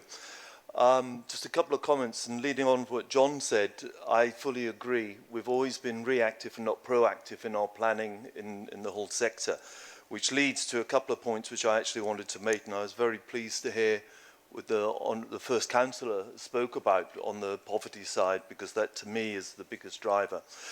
One of the areas which I was hoping, and I think it was John again, mentioned in his first presentation, but it's not been, I think, given enough space, which is where we need to do it, is the population growth worldwide. All right, I'm from Africa, so I'll speak Africa, but worldwide is putting undue pressure on the environment. With the population growth, I mean, the African Wildlife Foundation actually had the map up with the fastest growing cities in the world. They then puts pressure on the land use, which puts pressure automatically on your wildlife, which again creates more poverty. It's a circular effect, which actually another thing which didn't come up, and I was hoping Stephen would actually have brought this up from traffic, and that is the bushmeat trade. It is absolutely huge and totally unaccounted. When we account for illegal wildlife trade, we're primarily accounting for the species which are being traded unofficially worldwide. But the bushmeat trade on the ground, definitely in Africa, and I cannot believe that other developing nations in the world are any different, is horrendous. And it is primarily driven because of poverty, which is driven again by the population growth of people needing to actually expand into the areas. These are areas which we need to do, and I believe GEF can actually help address these issues, provided we don't actually just primarily on the illegal wildlife trade, look at trade in iconic species. I mean, we have the most elephants in the world in Botswana. We're getting hit at the moment on rhinos. We don't have that many, but we're actually losing a lot at this particular time. They're iconic. We forget about the poachers which are going in. We have a very good, thriving giraffe species in Botswana. They're not threatened in Botswana at all. But that's one of the most highly sought after meats. Why? Because one bullet can kill one giraffe. They cut the back legs off, put them on a horse, and they're gone. That's that sort of thing where we need to actually help develop communities so they don't need to actually do that. We have a few, you asked for examples. We have a commodity-based trade. It's where you can actually farm your livestock in a collective area, so it's wildlife and cattle area. So you're farming it too, and you actually rest areas. We're actually already doing that under FAO grant across near the Delta, the World Heritage Site in Botswana. And it's those sort of things which you need to do to be able to replicate. Sorry, I've gone on a little bit, but thank you. No, thank you very much. I wish we could continue. I know I see more hands. Hopefully in the next roundtable we'll have more opportunity to chime in. I will cede the floor to Pilar. Thank you so much, Mujon, and thank you to our panelists, and thank you to all of you. Since we're going to have a second roundtable, I want to invite our moderator, Ellison Wright, and also our panelists. But if you have a good comment that relates, because the two roundtables are related, so maybe you can bring it up during this roundtable. I want to invite Leonidas Zigimpa from Conservation and Community of Change in Burundi, Clara Sierra from Azocaiman in Colombia, Divya Kandal from Donk, India, and Rogers Lubilo from Zambia, CBN RM Forum. Ellison. I'll introduce you. So we have our moderator, Ellison Wright. He's a senior natural resource management specialist for the World Bank, and where he supports implementation of the GEF-funded Global Wildlife Program and the International Consortium on Combating Wildlife Crime. He provides strategic and technical guidance to program stakeholders across 29 projects in Africa, Asia, and Latin America, and the Caribbean. Welcome, Ellison.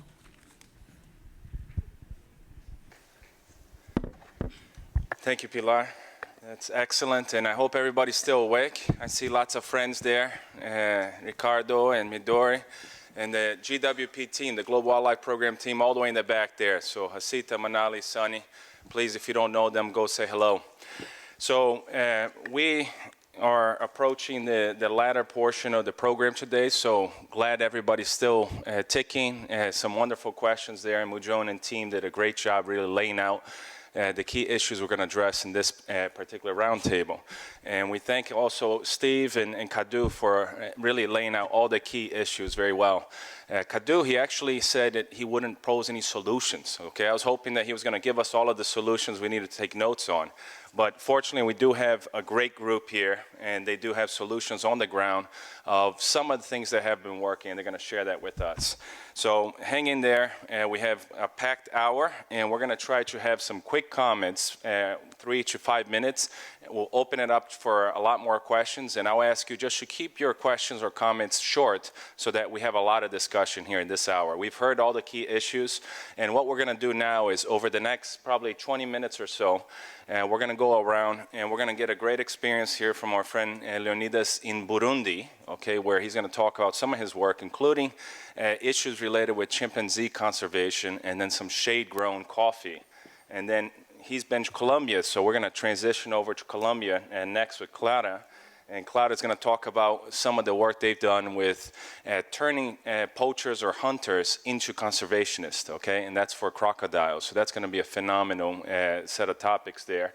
And then we move on to the small country of India, which they really have done such a phenomenal job in conserving their tigers and, you know, really instilling wildlife conservation for all of society, and how can people participate in wildlife conservation. So it's a phenomenal experience. We're going to hear from that, and especially around linking wildlife-based tourism to conservation, and more importantly, how do you turn people who are currently part of illegal activities into something that's legal through skill building, et cetera. So that's a fascinating story. We're going to hear from Divya on you know, the tiger trade, but other issues as well. And I have to point her out. She's not just a conservationist, entrepreneur, and very successful at that. She's a wonderful mother here, and I think we have the youngest GEF CSO participant that has come. So Rantam, he's there, and you know, hopefully he'll wake up for our session. But if not, we'll share the pictures, so be sure for that. And finally, our friend Roger's there. He's going to go through some detail around their experience in Zambia, which is really at the forefront of all these issues, but around community-based natural resource management. He'll touch on human-wildlife conflict. So I think just in a few minutes here, I'll try just to capture the essence of the issue. We've heard a lot about illegal wildlife trade, you know, the problems, the challenges, the historical perspective. And we always say, oh, we don't have good data. But Steve, he went back hundreds of years. So I'm very impressed in the traffic data you have, Steve. But, you know, again, it's fantastic. And I think that there's a lot we can learn from all of that. At the end of the day, this roundtable is talking about benefits in a wildlife economy and how do local communities benefit from that. I think if you boil that down, it means who pays, who receives, and where does that go in the end, okay? And I think if you ask anybody around the room, probably they would say, you know, communities haven't participated enough. And there are some good examples out there, but certainly not, you know, to the scale and to the level that they need to be. So as far as what we're talking about wildlife economy, there is no economy without the private sector. There's no private sector without profits. There's no profits without some risk-sharing agreement. So we heard Mujon and team talk about, you know, getting communities engaged at one side of the spectrum, and then on the other, where, you know, you have governments who are running activities or private sectors running everything. And I think there's large spectrum in between where you have to really figure what are the skills, what are the resources, and what's unique in particular places. So you're not going to have a one-size-fit-all solution, and you really need to identify what are the desires, what are the comparative advantages that are there, and really the unique assets so that you can really sell that. But ultimately, you need to link a product to a market, and that market needs to be dynamic and meet a global demand. So, just one little anecdote here, and I'll leave it at that, and we'll turn it on to our award-winning first speaker here, is in the U.S., there's been a huge campaign over the last few decades to turn kids and teenagers against smoking. And it's been very successful, okay? Over the last 20 years, smoking has gone down, cigarettes has gone down from 37%, okay, to 7%.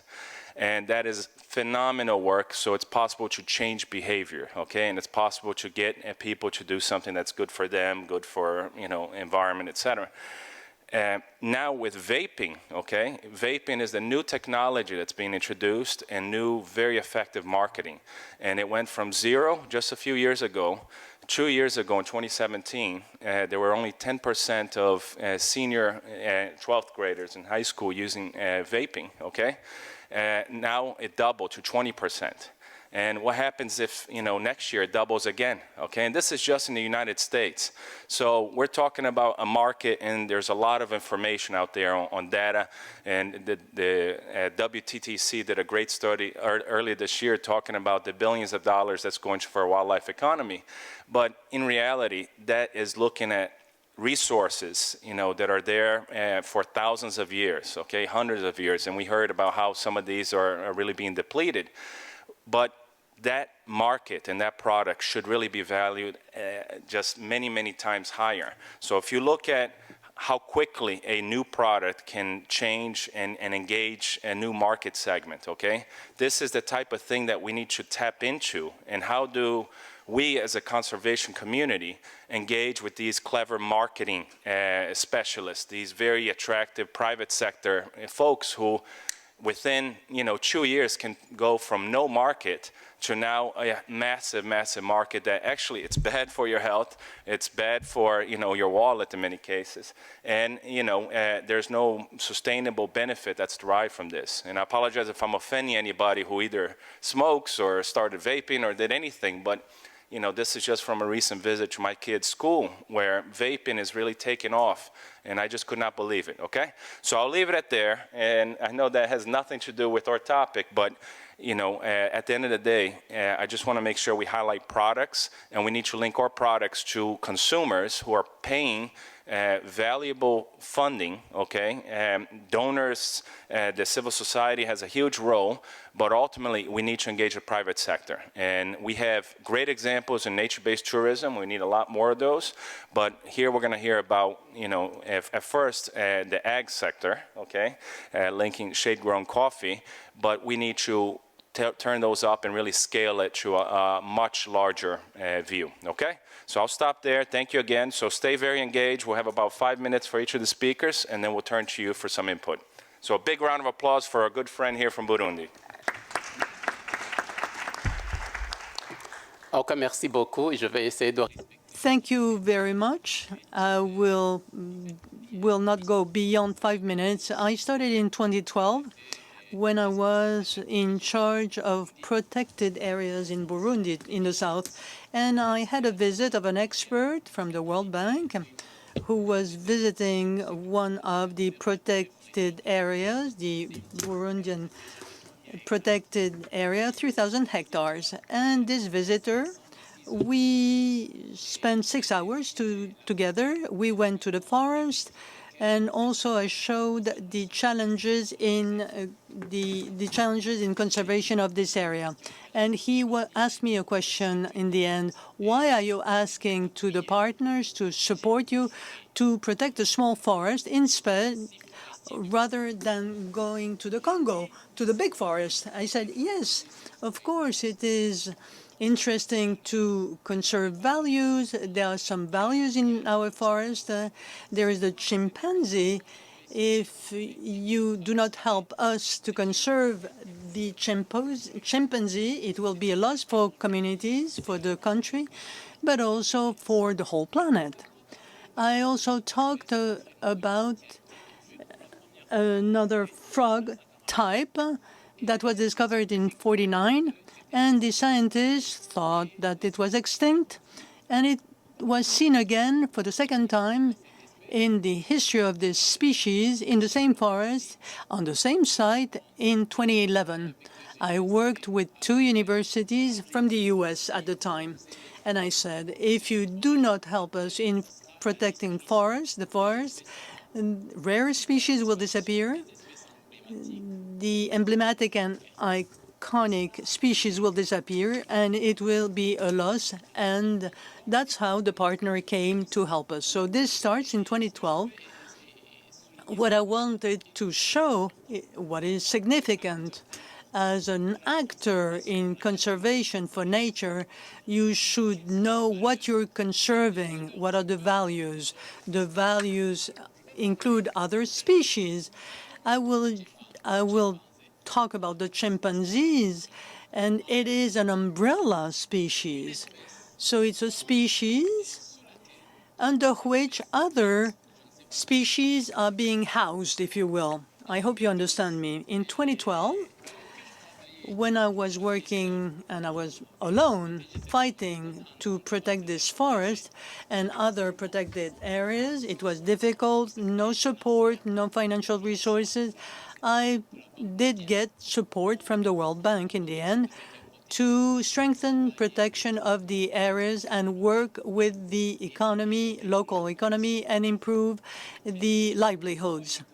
So as you see, one species, biodiversity, might be a source of change, of improving of livelihoods.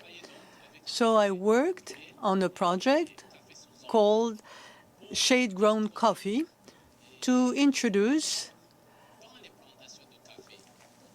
new trees in coffee plantations and to cultivate coffee in the environment. I have the experience of a cooperative, which I will explain, that is maintaining, up to today, a washing station. And they adopted a technology, which is to have coffee at the same time as trees. And this association means that the cooperative has improved the quality of coffee. That is significant. So production of coffee in respecting biodiversity. And this coffee, as produced, has a better value on the coffee market. This technique improved the livelihoods of the cooperative and the coffee that is produced in biodiversity and in this forest. So with this support, we also launched for the first time in Burundi agro-tourism, so based on the values of soil, agriculture, but by biodiversity, and chimpanzees at the same time. And still, in this same type of idea, we are working and did work already with local organizations.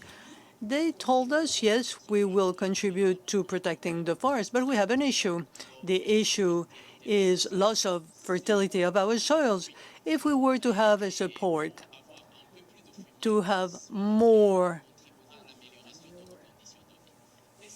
to increase the value of the soil, and the communities asked to have both, not to have cows, but to have male cows, if you will, so as to increase their value. And the communities had the beef. They were selling them after 4 months, and the community was having $250 in value and better manure. And for us, that type of money is a lot of support because the majority of the people do not get much money. So that was the second experience. The third experience, I had a group of indigenous people that lived right beyond the forest. No soil, no jobs. To survive, they had to go into the forest, cut the trees, sell them, get money, and buy food the same day. And there was a lot of conflict between us, conservation services, and the local communities. These local communities, we had a great idea to integrate them in the conservation activities of the forest. That was for the first time in Burundi that the indigenous people were included in conservation activities.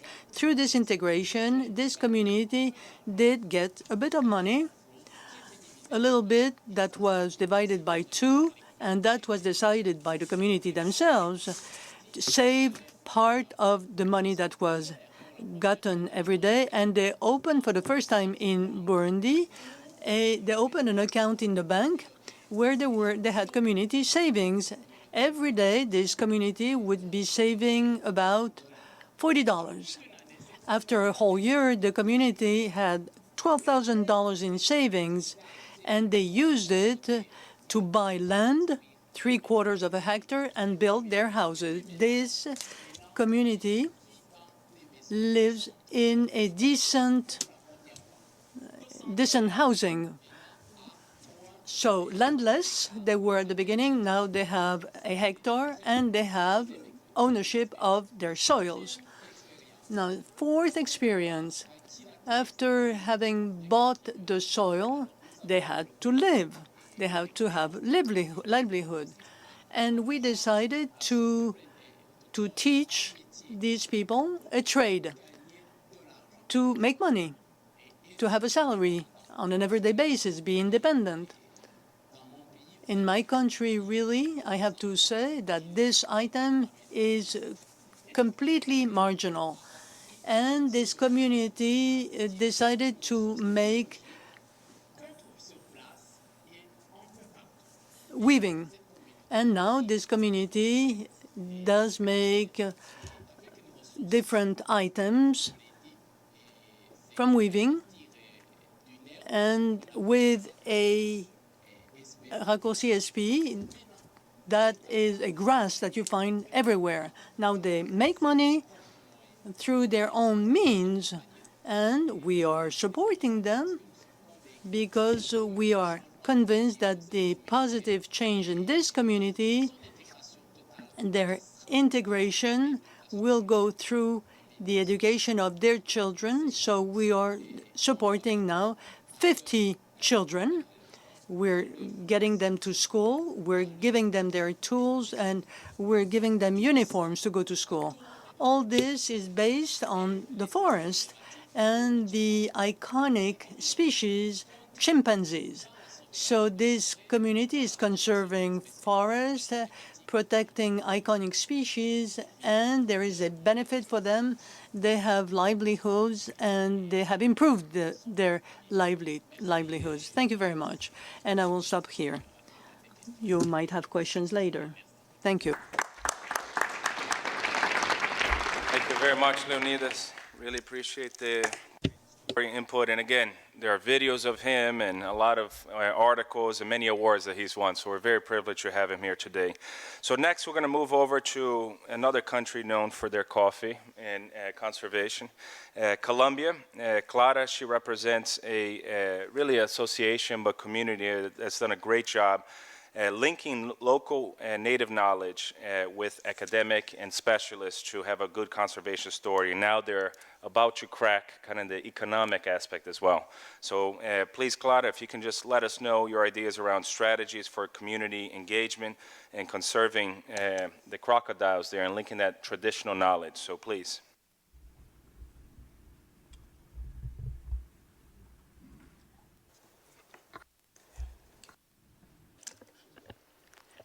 Gracias, Leonidas, por tu. Thank you, Leonidas. Thank you. Oso Caimán is a story made up of 18 former crocodile hunters in San Pedro, Córdoba, and that is on the Caribbean coast of Colombia. Let me begin this story at the end, because just recently, Oso Caiman got the permits to sell legal crocodile hides after going to CITES and making a proposal on sustainable use. And that's a proposal that definitely does establish land management where the authorities and scientific knowledge both play a very important role in terms of the mangroves. The mangroves are important to this species in this area. And this created an image for the 18 former hunters. They realized that they could use those natural resources. And then the Ministry of the Environment of the country, along with local environmental authorities, approved a bill on sustainable use. And it had an important component of community participation. And the idea was that they be allowed to profit from the wildlife component. Now, this was a bill presented by the state, and it reflects the importance given to the expertise of these hunters. The knowledge that the hunters had was the only option. It was the only way for us to carry out an intervention in this area. We needed that information that the hunters could provide from the Cispatá Bay. And this was supported by the private sector. They had offered to provide resources for scientific research so as to provide for large-scale production of hides. Now, these elements show that the country was now on a track where it was taking community participation as a key element in saving a species. The crocodiles were in very poor shape, and that was 20 years ago. And the crocodile hunters said that you could recover this species, you could monitor it, and share that knowledge. And then, based on that, 20 years went by where there was permanent monitoring. And there was recovery. 200% was the increase over the original population. And the possibility is that part of these surpluses in nature could be used for local development. Now, right now, these former hunters are receiving some incentives. They are receiving tourist visits. Now, that really wasn't planned. That was not the intention at the outset. But they are visited on a regular basis. People are interested in hearing about their experiences, and this opened up the possibility of receiving visitors. So if a visitor comes to the area, they are there to appreciate the humanity of this hunter, his human contribution, and the way that he has helped develop his local community. I wanted to say that, and this applies to Colombia, if the group can take to the convention the possibility of a species changing status, moving, in other words, an amendment, so they can change the population status, that is really valuable. And it has to do with the fact that something is being done right in the country. The institutions, academia, the authorities, the hunters. And this has to be a very clear message to the GEF committee. These elements,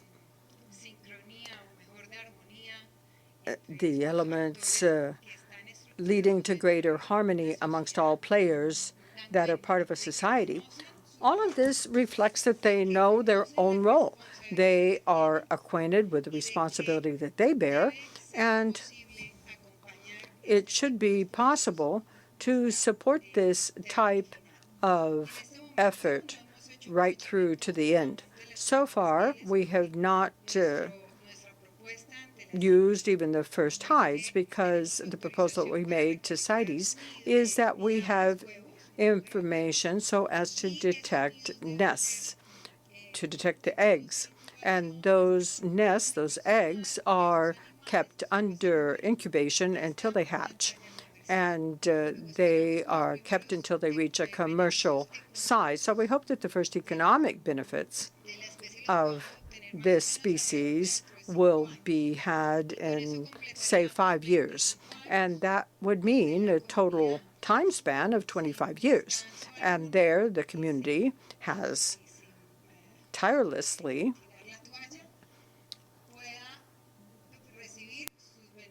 worked to receive that economic profit. Now, this is a process that has taken a long time, because each and every sector that I mentioned was trying to look at what possibilities this offered.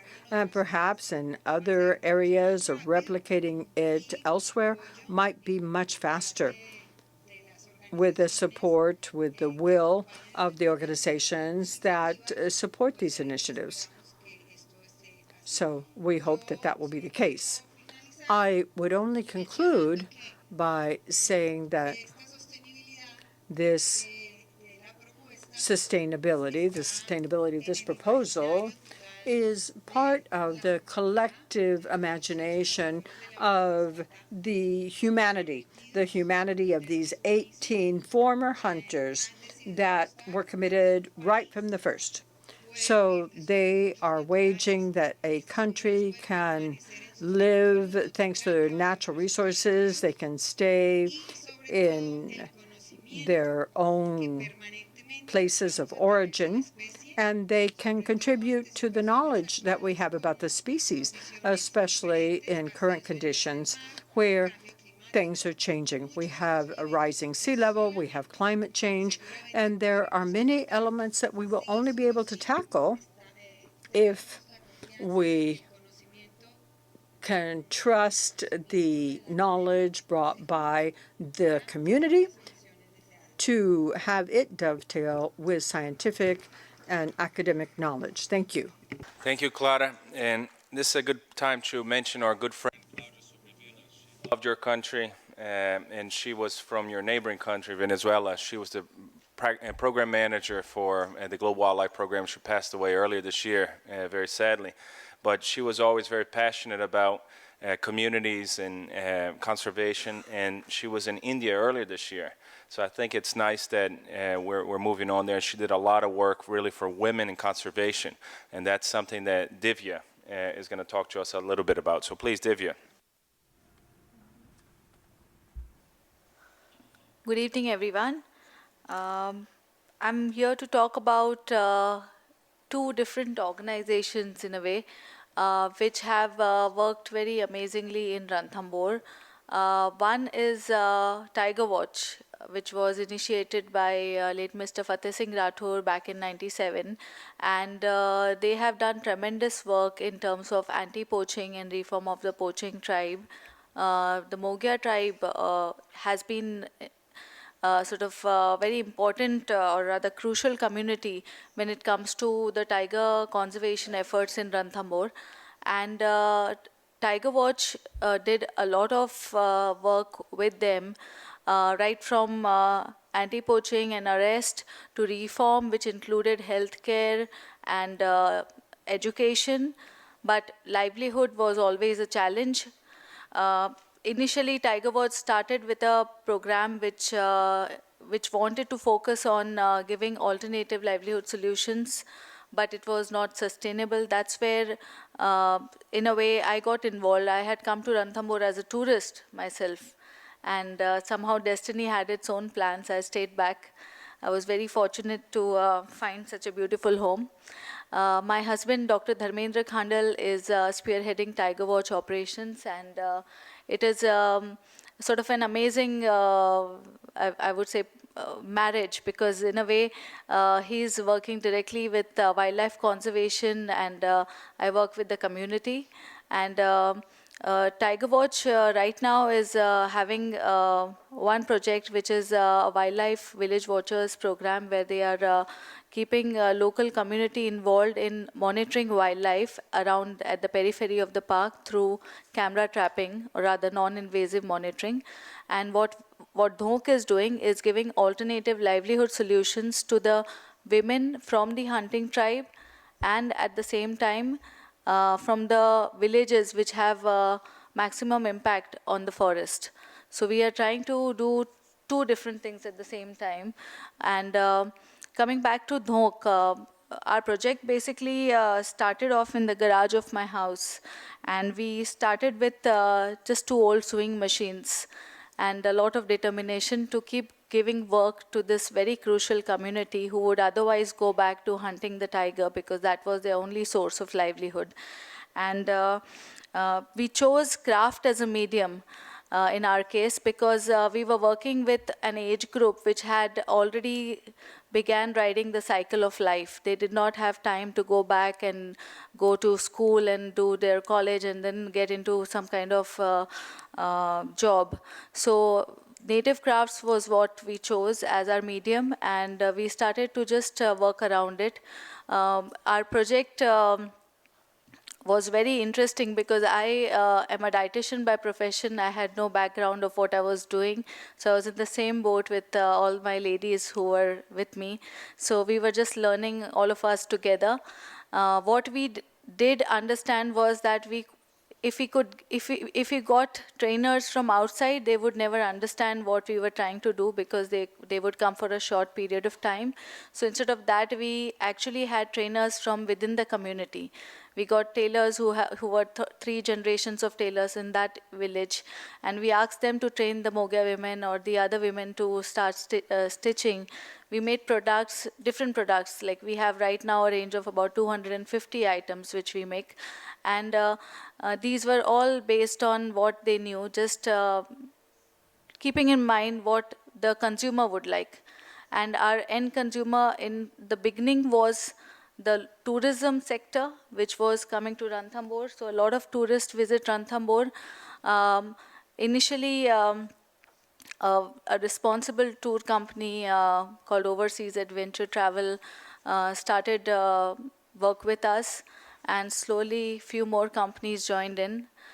Today we have about 5,000 travelers annually walking into our workshop premises, and we have about 80 families who take work all year round from our workshop. We have trained about 500 odd men and women till now.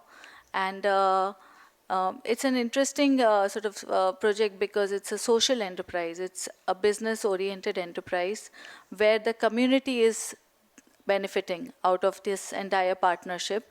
We are just giving them skill which they can take back home. And the crux of it is that if we want sustainable long-term engagements, we are sort of in a way sowing a seed and looking at it to become a beautiful tree. What we definitely want is that if we have a product here which is growing, of course, the people will grow, the community will grow, but of course, then the market should also grow. Because if we have a market where the community can reach out to, then it's sort of going to be a more prosperous engagement. So that's more or less what we are doing right now. Thank you.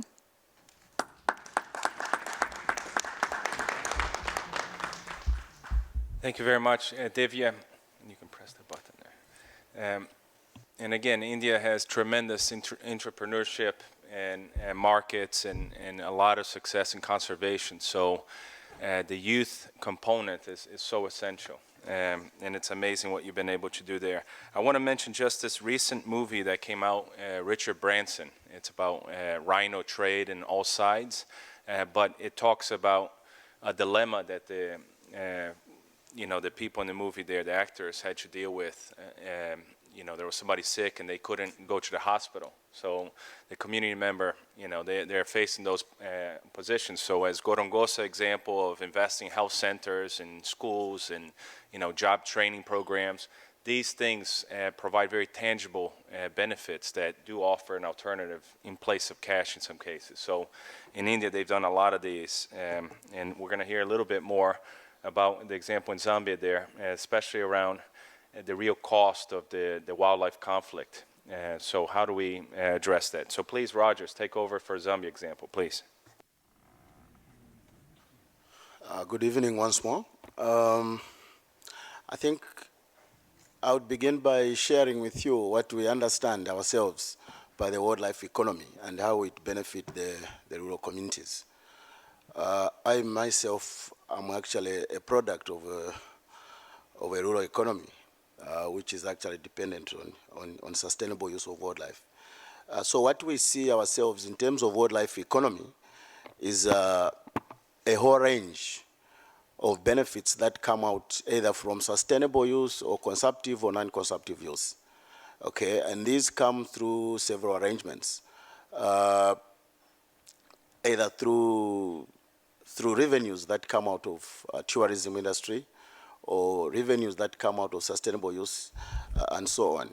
And for Zambia, I think our country is about 752,000 square kilometers, and 40% of the land surface is dedicated to protected areas, which include game management areas, forestry, and wetlands. And so our wildlife economy is built around those areas, okay? Just like our counterparts in the region, like Namibia, most of our rural people depend on use of these natural resources, especially wildlife, for their survival. We generate income, and we have a system where community institutions have been set up who access these revenues and eventually trickle down to communities.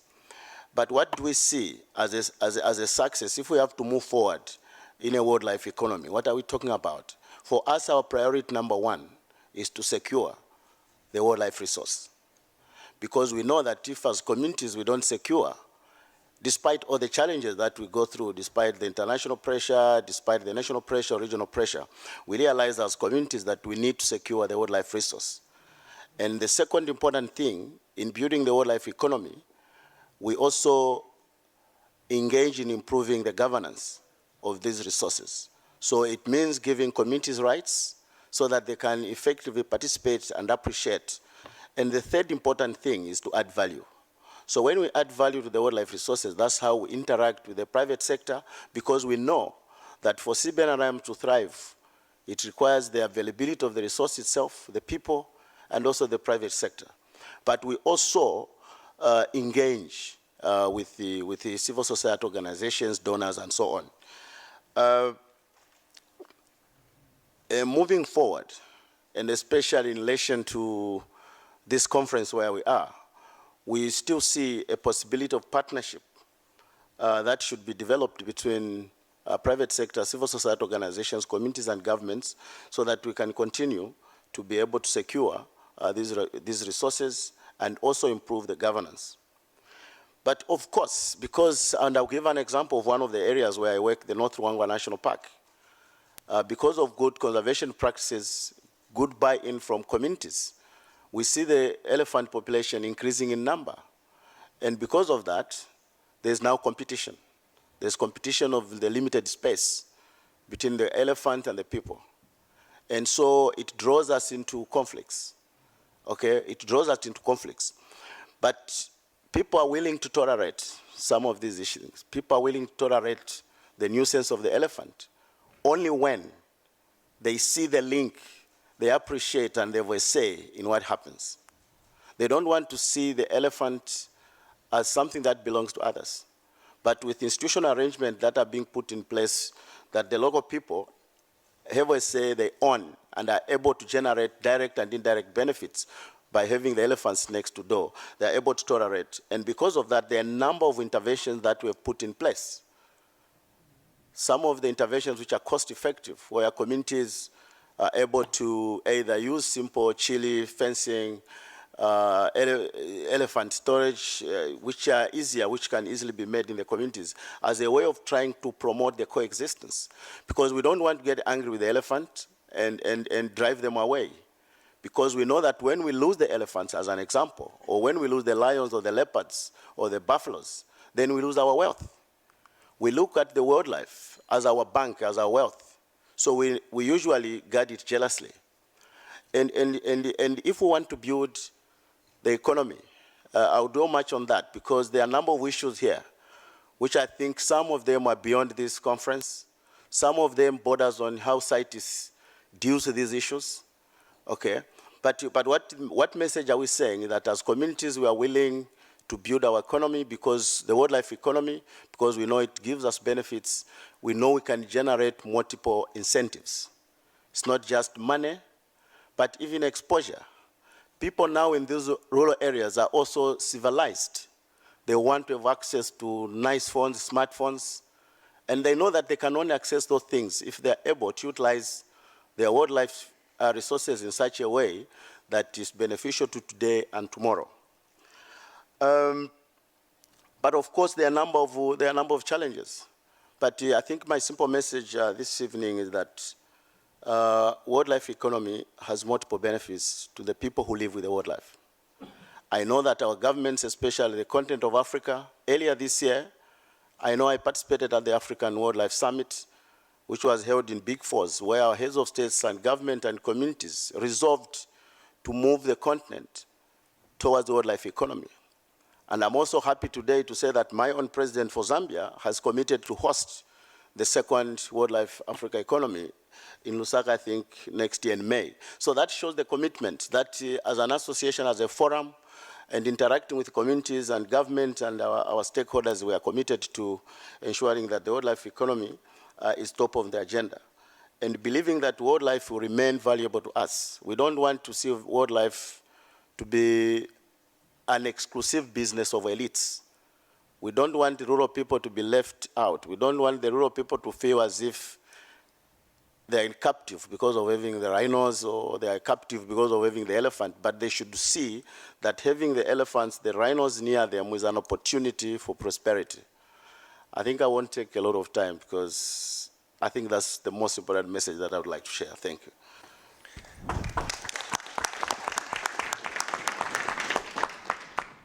Thank you, Rogers. That was fantastic. So with that, we want to hear from you as far as what options and what you see working on the ground to promote wildlife as a preferred land use option. And again, these spaces are limited, and there's a huge opportunity cost. So why should we be promoting wildlife versus some other use? Okay, so let's start here, and then we'll go around. Keep your comments short, please. We have about 15 minutes or so. Yeah, please go ahead. Hi, my name is Ishan Dhar. I'm also representing Tiger Watch from the Ranthambore Tiger Reserve in India. I'm actually going to talk about two systematic interventions that are completely dependent on local communities, but enabled by a wildlife economy. Divya spoke about our rehabilitation work with the Mogia traditional hunting tribe. In 2006, our arrests of 120 poachers actually revealed that most of the poaching was done by this specific tribe. Arresting law enforcement, that was a short-term solution. We realized that the long-term solution was to wean the tribe off of poaching completely. And over 16 years, and that the time frame is important, we focused on bringing about generational change by introducing their children to a free conventional education that essentially weaned them off of poaching. And the tangible result from that actually was the tiger population rising from just 18 in 2005 to 62 now in 2019. And actually, because of this intervention and the tangible result being a booming population of an apex predator, that actually presented us with new challenges. High populations of apex predators leads to human-wildlife conflict. So with partnership, actually, with the Forest Department, with whom we were previously at loggerheads, we started the Village Wildlife Volunteers, which Divya spoke about, which started out as a monitoring project. We took pastoral people outside the reserve, gave them camera traps, smartphones, and motorcycles for mobility. And what initially started out as a monitoring project soon also became an anti-poaching project. These people also became natural points of liaison between local communities and the Forest Department, people who were previously seen as previously completely irreconcilable. But there was a common ground. This is one of the few examples of public-private partnership. The point being that these are long-term interventions with an indigenous community, what a traditional hunting tribe would qualify as an indigenous community, and our pastoralists who would qualify as local communities. And this is enabled by a wildlife economy. And that's what brings all these diverse partners and stakeholders together. Thank you. Thank you. I have a question for Maxi and Rogers. Maxi was on the previous panel, but it relates to the issue you're talking about here. You're both, and many other speakers have emphasized the importance of ensuring community engagement by giving rights, a sense of ownership, and incentives to communities to manage their resources. And you've described situations where you've really had quite remarkable successes, Namibia, Zambia, many other countries in Southern Africa.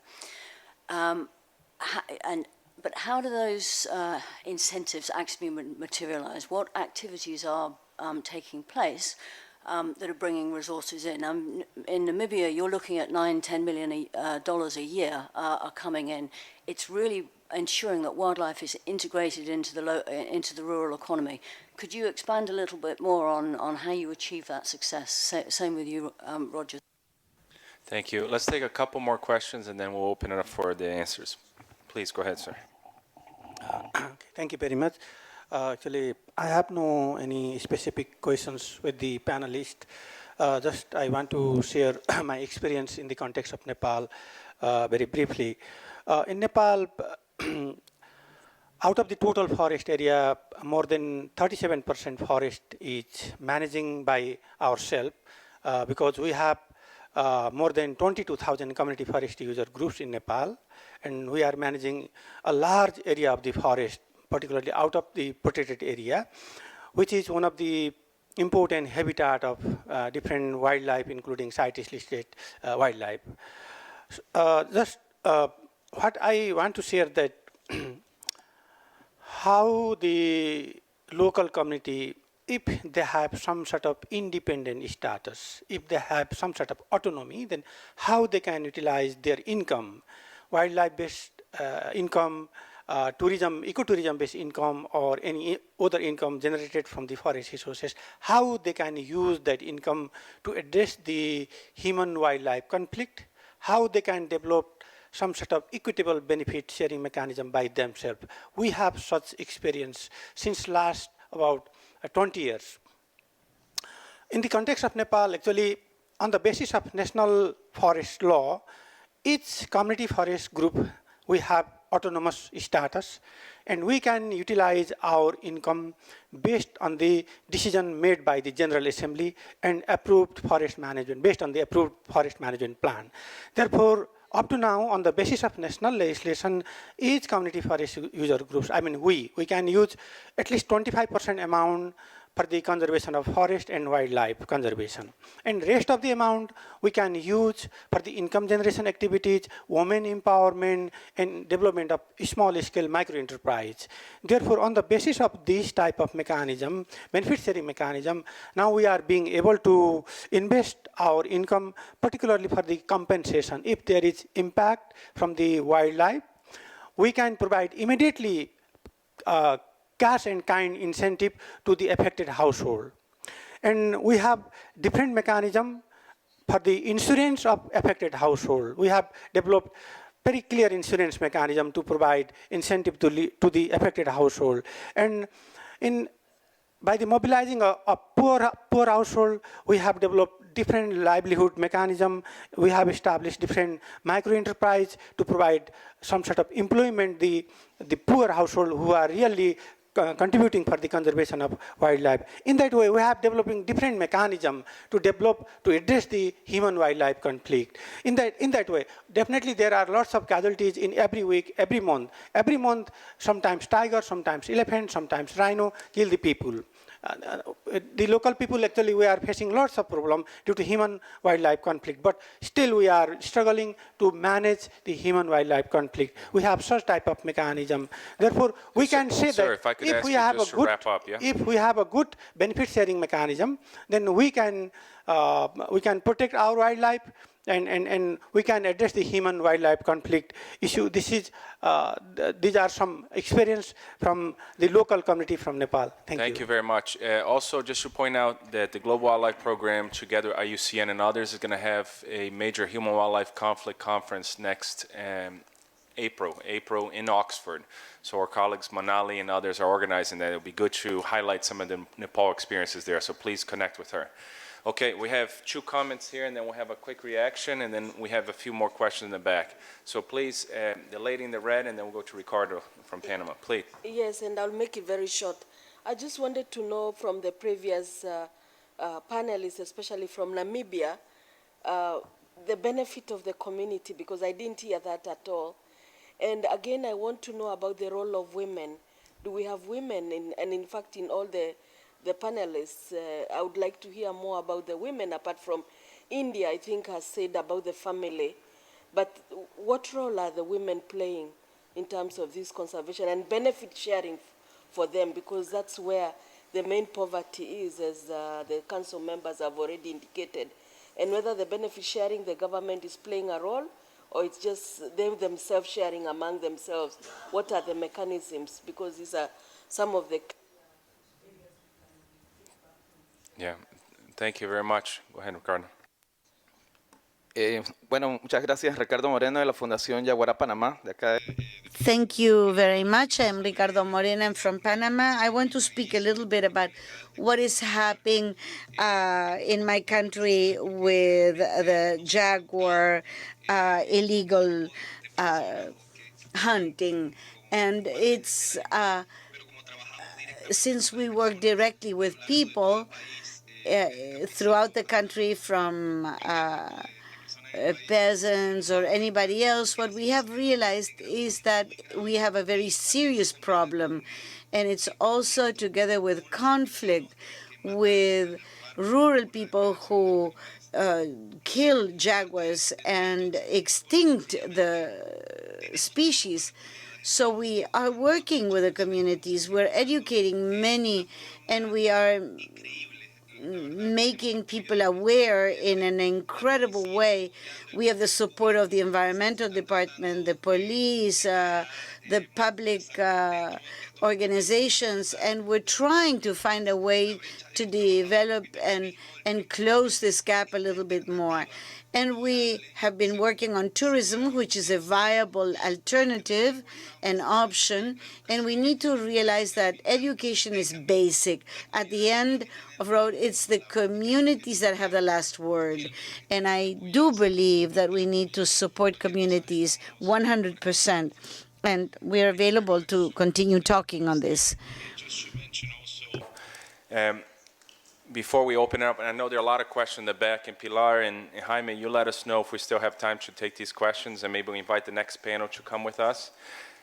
But Steve, in his presentation, okay, he highlighted a report that we did at the World Bank that looked at all of the different issues related with illegal logging, illegal wildlife trade, as well as illegal fisheries. And one key issue, it's all landed in governance, okay? Governance, and there are broader issues related to corruption, et cetera. Civil society, communities, they can play a huge, huge role in addressing corruption issues, as well as being involved in the governance. So the examples from Namibia and others that we'll hear a bit about, they need to fit in under that governance issue. But ultimately, we can't criminalize poverty, and we can't go after, you know, people who have no alternatives with these heavy law enforcement tools. So it has to be part of a poverty alleviation and alternative livelihoods approach. And that's how we're approaching here. So just maybe a couple comments here, and we have also Giovanni, who's going to mention a word, but please just a quick reflection, short, just take one comment or question so we can get to the back again. Sí, solamente quería responderle a... I only wanted to respond to Lucy. Lucy, women's participation in the case of crocodile conservation is very interesting because hunters are not ready to talk to the media people. And crocodile is a species that's not very charismatic to submit. The role of women in our case was the channel to talk to the communication media. And it was them, the women, who, through their involvement, they didn't want to go to the wetlands either, or the mangroves. There was no interest for them to be there. They would say that they didn't want to be there, that they do go with the children, but the ones who really communicating with media during the entire time, well, it was them, the women, with the support of young people. Not in networks, but the strong relationship between them and the media, which was definite for the population to accept the fact that that was in the hands of the wives of hunters, crocodile hunters. Responding also to Lucy in terms of the participation of women, from our national CBNN program that we have in Zambia, I think we have paid much emphasis on women and youth. And if you had time to visit Zambia and interact with our local structures, you will see the emergence of women and youth in those structures. But we understand also there are challenges in terms of getting all the women to a certain level. But through our own systems, we have programs where we are developing capacity. And we have one of the special programs that we call Community Conservation Banks. This is a program where a majority of women are actually encouraged to come together. I would say maybe 700 to 800 women involved in these community conservation saving banks as a way of trying to improve their financial security, because that gives them the ability to also participate in elective positions and all those kind of things. So giving them financial strength is one of the things that we are addressing. Also, I think my comrade Max will add something, but picking from Lizzie, like what activities are we doing in terms of supporting the wildlife economy, if I got you properly? Because of the space and time, we can't go in detail. But basically, one of the things that we do, like I said, one of the fundamental issues is to secure the wildlife resource. So part of our activities that we do is to support community scouts who actually, on behalf of others, spend time to look for wrongdoers and so on. So we have about 1,200 community scouts. These are not government scouts. These are basically, I would say they are volunteers, because even the token that they are given is not enough. They have no insurance, they have nothing. But it's part of community ownership that they do that. Of course, some of the activities is to do land use planning. We take land use planning as very, very important, because it's one way of reducing the human-wildlife conflicts. Yeah, so communities try to plan where to put their fields, where to settle and so on, just as a way of avoiding putting farms in the elephant corridors and so on. But also some social support projects. Our countries are developing countries, they are poor, and so we build schools, clinics, and some of all those associated social projects. And also some of our communities, responding to my colleague from Nepal, these communities have become resilient to these human-wildlife conflicts. So in their own way, through the little income that comes out from the world's use of wildlife resources, they invest in some of those homemade mitigation measures as a way of reducing the human-wildlife conflicts. Thank you. I have sort of a comment where I would like to say that everyone in this room will agree with me, most of them would, that a woman is the backbone of every family. But at the same time, the irony is that when it comes to India and in a rural setup, we have so many traditional barriers for the same woman to fulfill that making her independent financially is a challenge. And here we are talking about her entering into a competitive world where she is earning her own finances. So it is very important that any program which is to be designed needs to be flexible, and it has to be easy for that woman to take up in a sustainable long-term way. Otherwise, it's of no use. Thank you. So we'll take some more comments here and questions, and then we'll wrap it up. Please, let's start on this side, and then we'll go our way around. Keep it short so that we can get to everybody, please. Okay, gracias. Thank you. I wanted to make a comment about the eco-crocodile program that hasn't been mentioned in any of the others.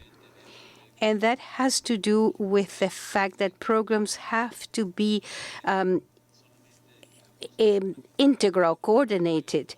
We cannot just look at the individual. We have to look at the ecological context. In the Cispata Bay, not only do we have crocodiles, but scientific research, land use management, the community development have been the basis for the project, so much so that it's become a conservation model.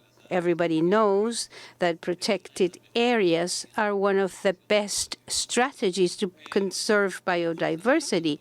But when those protected areas are in a social context where communities have their basic needs unmet, it will be very difficult to do conservation if we do not have the wherewithal to solve those basic needs of the communities, because under those conditions, nobody will want to do any conservation. Thank you. We can have the lady with the hand all the way in the back. You go, yep, you, and then the next one will move. Thank you very much. I'm Shirley. I come from China Biodiversity Conservation.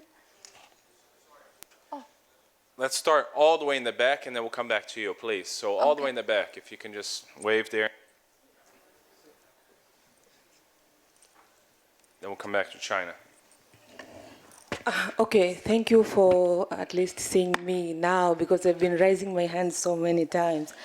Okay, my name is Florentina Julius. I come from Tanzania, and I work for an organization called Tanzania Natural Resource Forum. This is an umbrella organization made up of more than 6,000 members who are working on natural resource-related activities. To me, I think we need to go beyond these small or minor projects if we want really the community to participate in combating illegal wildlife trade. We have been talking of the beekeeping projects, tree plantings, and all of these things. These are really not bringing impact to an individuals. Because I am farming an acre of maize, and it's all trampled by elephants. And today you are telling me to keep bees, to have honey after 6 months, and then how am I surviving with my household? The kids are there, they need to go to school, they need to survive eating food, and yet you are telling me to do these, small projects that are really taking long to bring an impact, and even if it brings the impacts, it's so minor. So we need to recognize their role, because one, they have set aside land for conservation. We have the wildlife management areas and the ICCAs. These have been there for long and have been locally managed using local knowledges. Why shouldn't we recognize this and support them as long as they support conservation? Because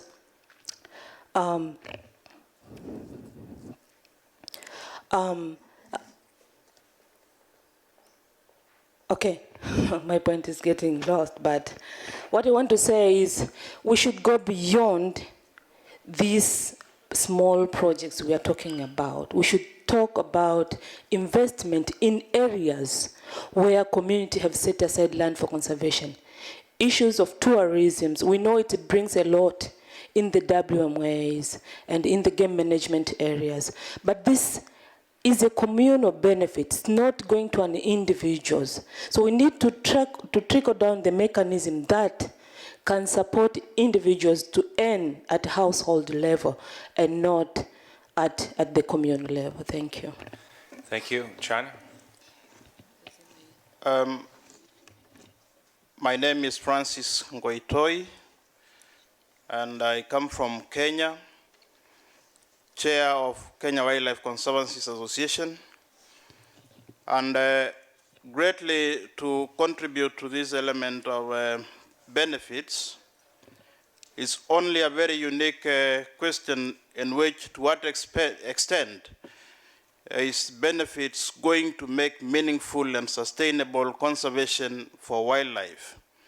As my colleague has just alluded, if we are comparing that benefits could mean an additional classroom or a health facility in a community, this will not help us to curb the situation where people will end up fencing for agricultural purposes. Save for us, many of us in the pastoral communities may not be practicing agriculture, but communities are growing in dire need for food, and that they will end up or opt to go into agriculture. This is actually a threat to conservation, and therefore it is important that we look into possibilities of getting resources or revenue to individuals, thanks to tourism, because those who practice tourism and have at least tourism facilities within the conservancies are able to get individual returns. But any other communally owned land may not actually be a beneficiary to this scheme. It will be actually very difficult and detrimental. For how long shall they wait? For how long shall we protect? More so, the wildlife may not be directly owned or may not be seen to be owned by the local communities as the government or state laws actually prohibit. So in this regard, therefore, it becomes actually a challenge, and we need to look into how best this can bring sustainability. Thank you very much. Thank you. Thank you very much. I'm Xueli. I come from China Biodiversity Conservation and Development Foundation. I want to share an approach about people's participation approach. Is a bottom-to-up approach towards wildlife conservation to effectively mainstream biodiversity conservation and manage the conservation of species is quite significant to mobilize joint efforts from generic public and the local authorities.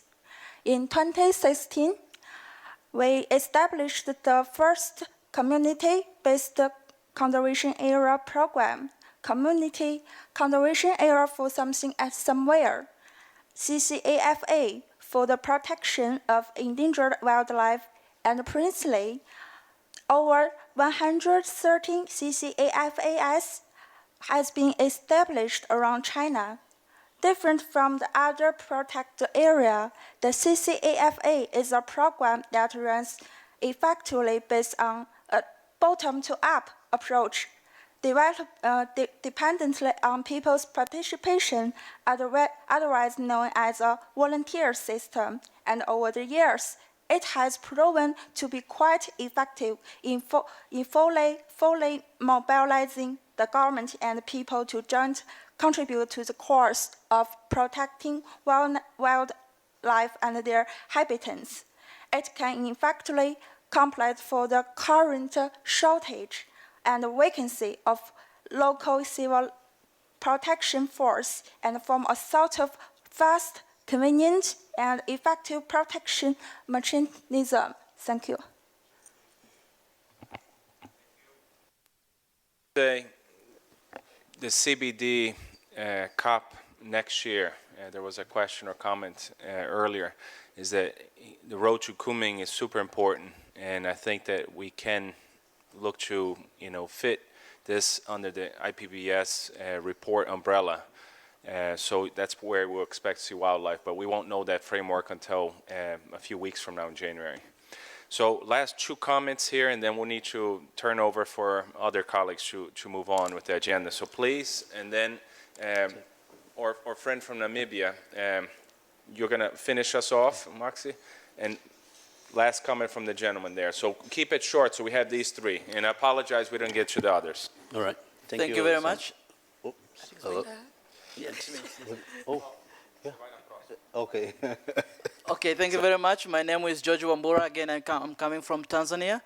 I work with the Community Wildlife Management Consortium. This is the umbrella which bring all the community management areas in Tanzania, covering 13% of the land, more than 500,000 households that are involved. And I want to contribute quickly on the benefits that to build on the discussion that have been going on. In fact, the success story from my country is not about the money that is coming out from tourism that really motivate people to support conservation, especially in terms of illegal trade.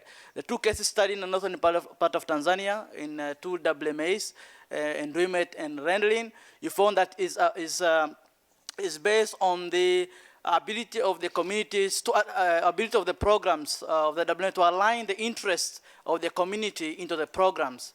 That means, for example, in those areas, they have allowed community to graze, to set aside and then inside the park to graze, to have a grazing area. This is a quite important demand for the community in the northern part, especially the Maasai people. So that has been a motivation, and we have a success story where actually one of the WMA have zero elephant poaching for over 6 years inside the area, one of the WMA. So again, also on the other side, also that's the case. So I think it's not about the money. We should not think about the monetary values that is coming. It's not about the financial, but it's about also non-financial benefits. The access to the resources inside will motivate more communities to support wildlife conservation. The other issue is about security of the scouts. It's quite important. In one of the area, one of the villages the house was burnt and the family was threatened. So you have to think about how can you protect these scouts who are doing there. Then how can you also compensate? If we don't compensate them very well, they will take bribes. They will also involve in illegal trade. So if the money is not coming out, especially for some of the areas where they are not earning significant revenue, we should find also a way how we can also outsource external funding to support conservation, like paying of the patrols and these villages. The last point I want to make is the role of the CSO. In fact, in Tanzania, all of the 38 WMAs depends on consumptive use, and hunting is the main source of revenue. Now we experience a challenge in terms of the international policies, the imports bans. The Cecil bill now is coming out, affecting Tanzania, Zambia, and Zimbabwe. This is going to deprive a lot of significant revenue to the communities. And actually, we don't know how we're going to survive in the coming years, because now the business is closing up. Hunting companies, they're returning up the concessions, and we have no money that's coming out really to support the community livelihood, but also to support conservation. Thank you. Thank you very much for that. I apologize to cut you off, but I've been told that we actually need to. So I apologize for all of you, but we no more comments because we're. This was not a comment. This was really a recommendation, not a comment. Oh, there is a chance. Yes. So you got open floor, please. Thank you. So sorry to disrupt you, sir. Okay, please go ahead. Thank you, Ellison. Well, I mean, this is really a recommendation. What I've been hearing today is that there are two consolidated knowledge in this room and experience that have been mentioned in this room. One is on governance, and 2 is on land use planning and territorial planning. Can we make, well, this is really a suggestion, can GEF, the donors, funding agencies, making this a frame that it's followed all the way through in every supported communities? But doing this clearly is going to need to shift in the paradigm of how we invest at the community level. Governance is not something that happens one day to another. It requires time. And it requires examples like what health, education, and supporting investment. Land use planning, it's already critical. It's the new elephant, it's going to be a new tiger, it's the new eagle.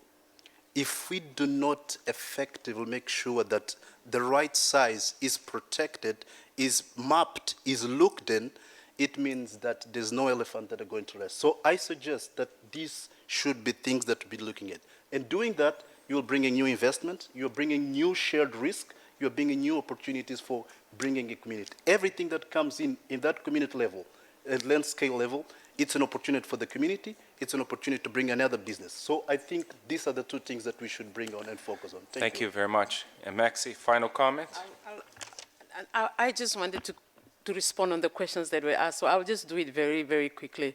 Namibia is a very semi-arid country. We don't have much of agriculture. So when you talk in terms of 2 streams of incomes, it's mostly tourism, non-consumptive and consumptive tourism. So in terms of the benefits that you have been asking, a lot of the benefits go to, can I just make a point around issues of employment in rural areas, which is the biggest.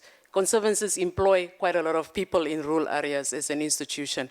So a salary to an African person, it's being shared with so many other people. A lot of Africans know in this room that when we get paid, our salaries is not for ourselves, it goes to so many other family members in our families. And that's what happens because that is a benefit already. The more contracts we sign in terms of tourism, whether it's lodges, whether it's hunting, a lot of the people that work at these sites and the income that is being derived by that goes towards that.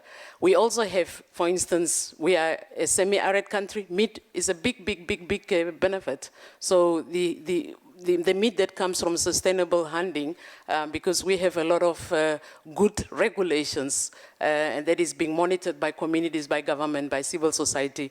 It's a big incentive. So jobs, salaries, and all that is one of those incentives, but we also have other social projects. In terms of women, a lot of the governance structures in conservancies, in their constitutions, because they are legal entities, there is a requirement that 50% of people that are on the management committees has to be women, and we see that actually being reflected. We have a program called Conservation, Women in Conservation, and that's a big program, and that integrate all the, whether it's the youth, whether it's people that are vulnerable and disabled in communities are being included. So just shortly, there is a lot of benefits that goes to the communities. Thank you so much for those. So without further ado, thank you for all of your great inputs. There will be plenty of time for discussion with the panelists and others here this whole week, so please continue. And let's give a big round of applause to our great panelists here. Thank you.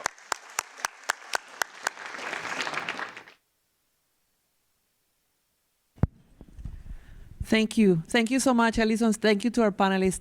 And to close this session on illegal wildlife trade, I would like to invite Rosie Cooney. She's from the GEF Scientific and Technical Advisory Panel staff.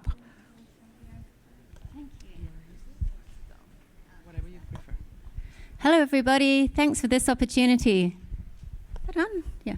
It's been really fantastic hearing from so many people, mainly community members themselves today, about how people see the real challenges for the future in addressing illegal wildlife trade, which, as we heard from our initial keynote addresses, is big, it's very complex, and it has really bad impacts both for people and for wildlife. And as we heard from Kadu, this is all set to get a lot worse. Populations are growing, consumptions are growing, habitat is shrinking, connectivity is being fragmented. So what are we going to do about all of this? And I can't hope to summarize a tenth of what was said here today, but a few key messages. So as Kadu laid out, the only answer really lies in aligning community aspirations, which are themselves changing rapidly, with wildlife. And if we can't do that, I think it's pretty clear, we may as well close the lights and go home. So how do we do that? The traditional approach, of course, just make things illegal, make a strict protected area. As Steve pointed out, as we've heard from various people, that doesn't always work. In fact, it usually doesn't work and can simply make things worse. So, and we've also heard that most wildlife is outside a protected area, in most cases on community lands. So how do we align those aspirations of communities with wildlife? So we've heard a few really key points here. The issue of rights has come up over and over again. More inclusive governance approaches that actually devolve real rights to make decisions that have real consequences to communities.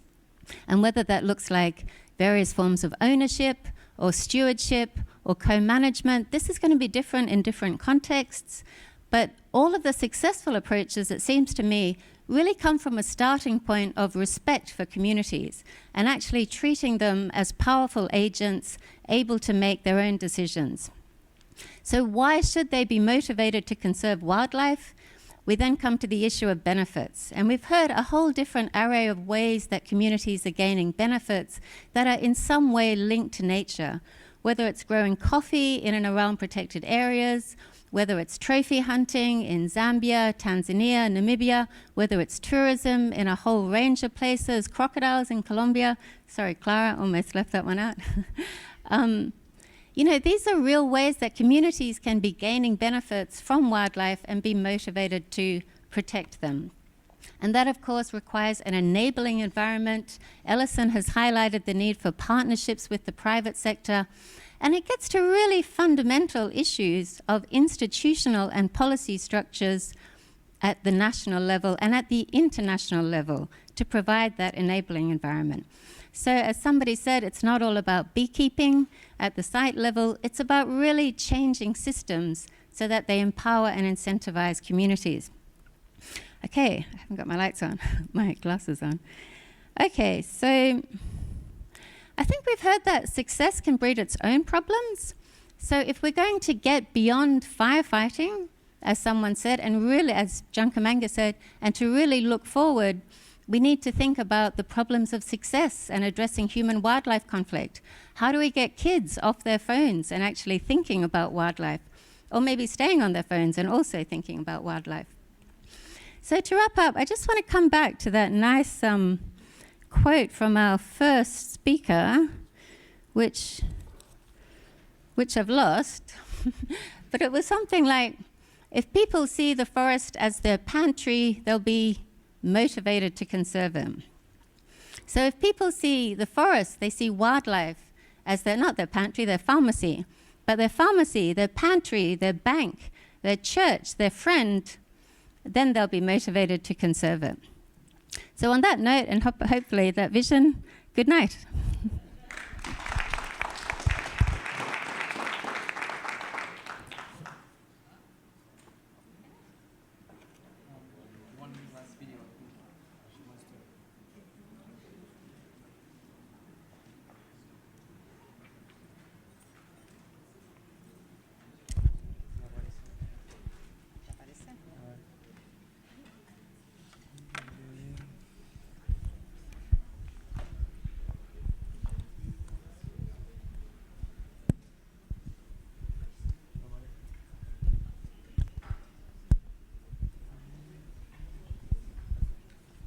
Hola.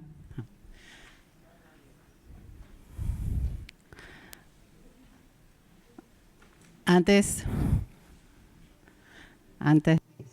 Before you leave, we had a long day.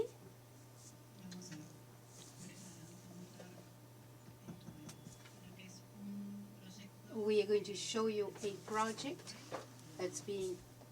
We're going to show you a project that's being implemented in Uruguay, showing you how we can work together in a territory. Enjoy it.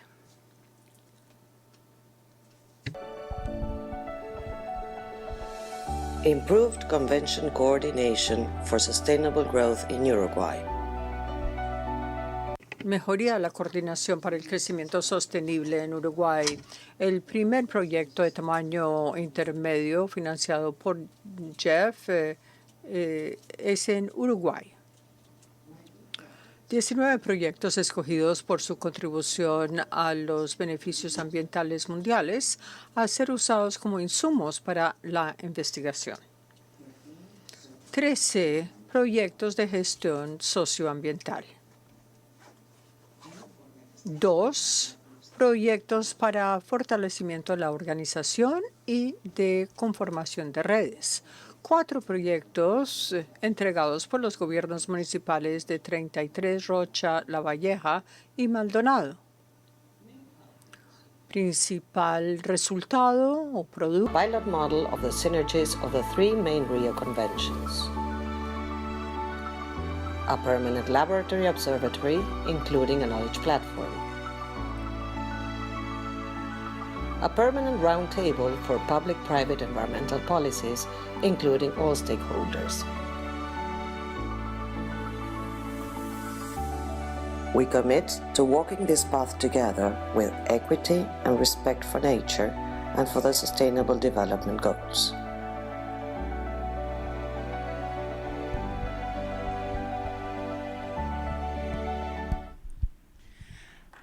Well, thank you for this moment, and thank you, everyone. This is the first time as a vice chair of the Global CSO Network that I really feel the participation of all. You've been very active. We've been working very hard yesterday and today. And thank you, the GEF Secretary, especially Pilar. Thank you, all the participants, and really the contributions are extremely useful. And we are just doing during the next days our contribution during the council meeting. Really, it's a pleasure to accompany everyone. Thank you. Thank you all. Just to let you know that at 6 p.m. we have the reception here at the atrium, so everybody's invited. 6 p.m. So you have time to just relax between now and then. Thank you.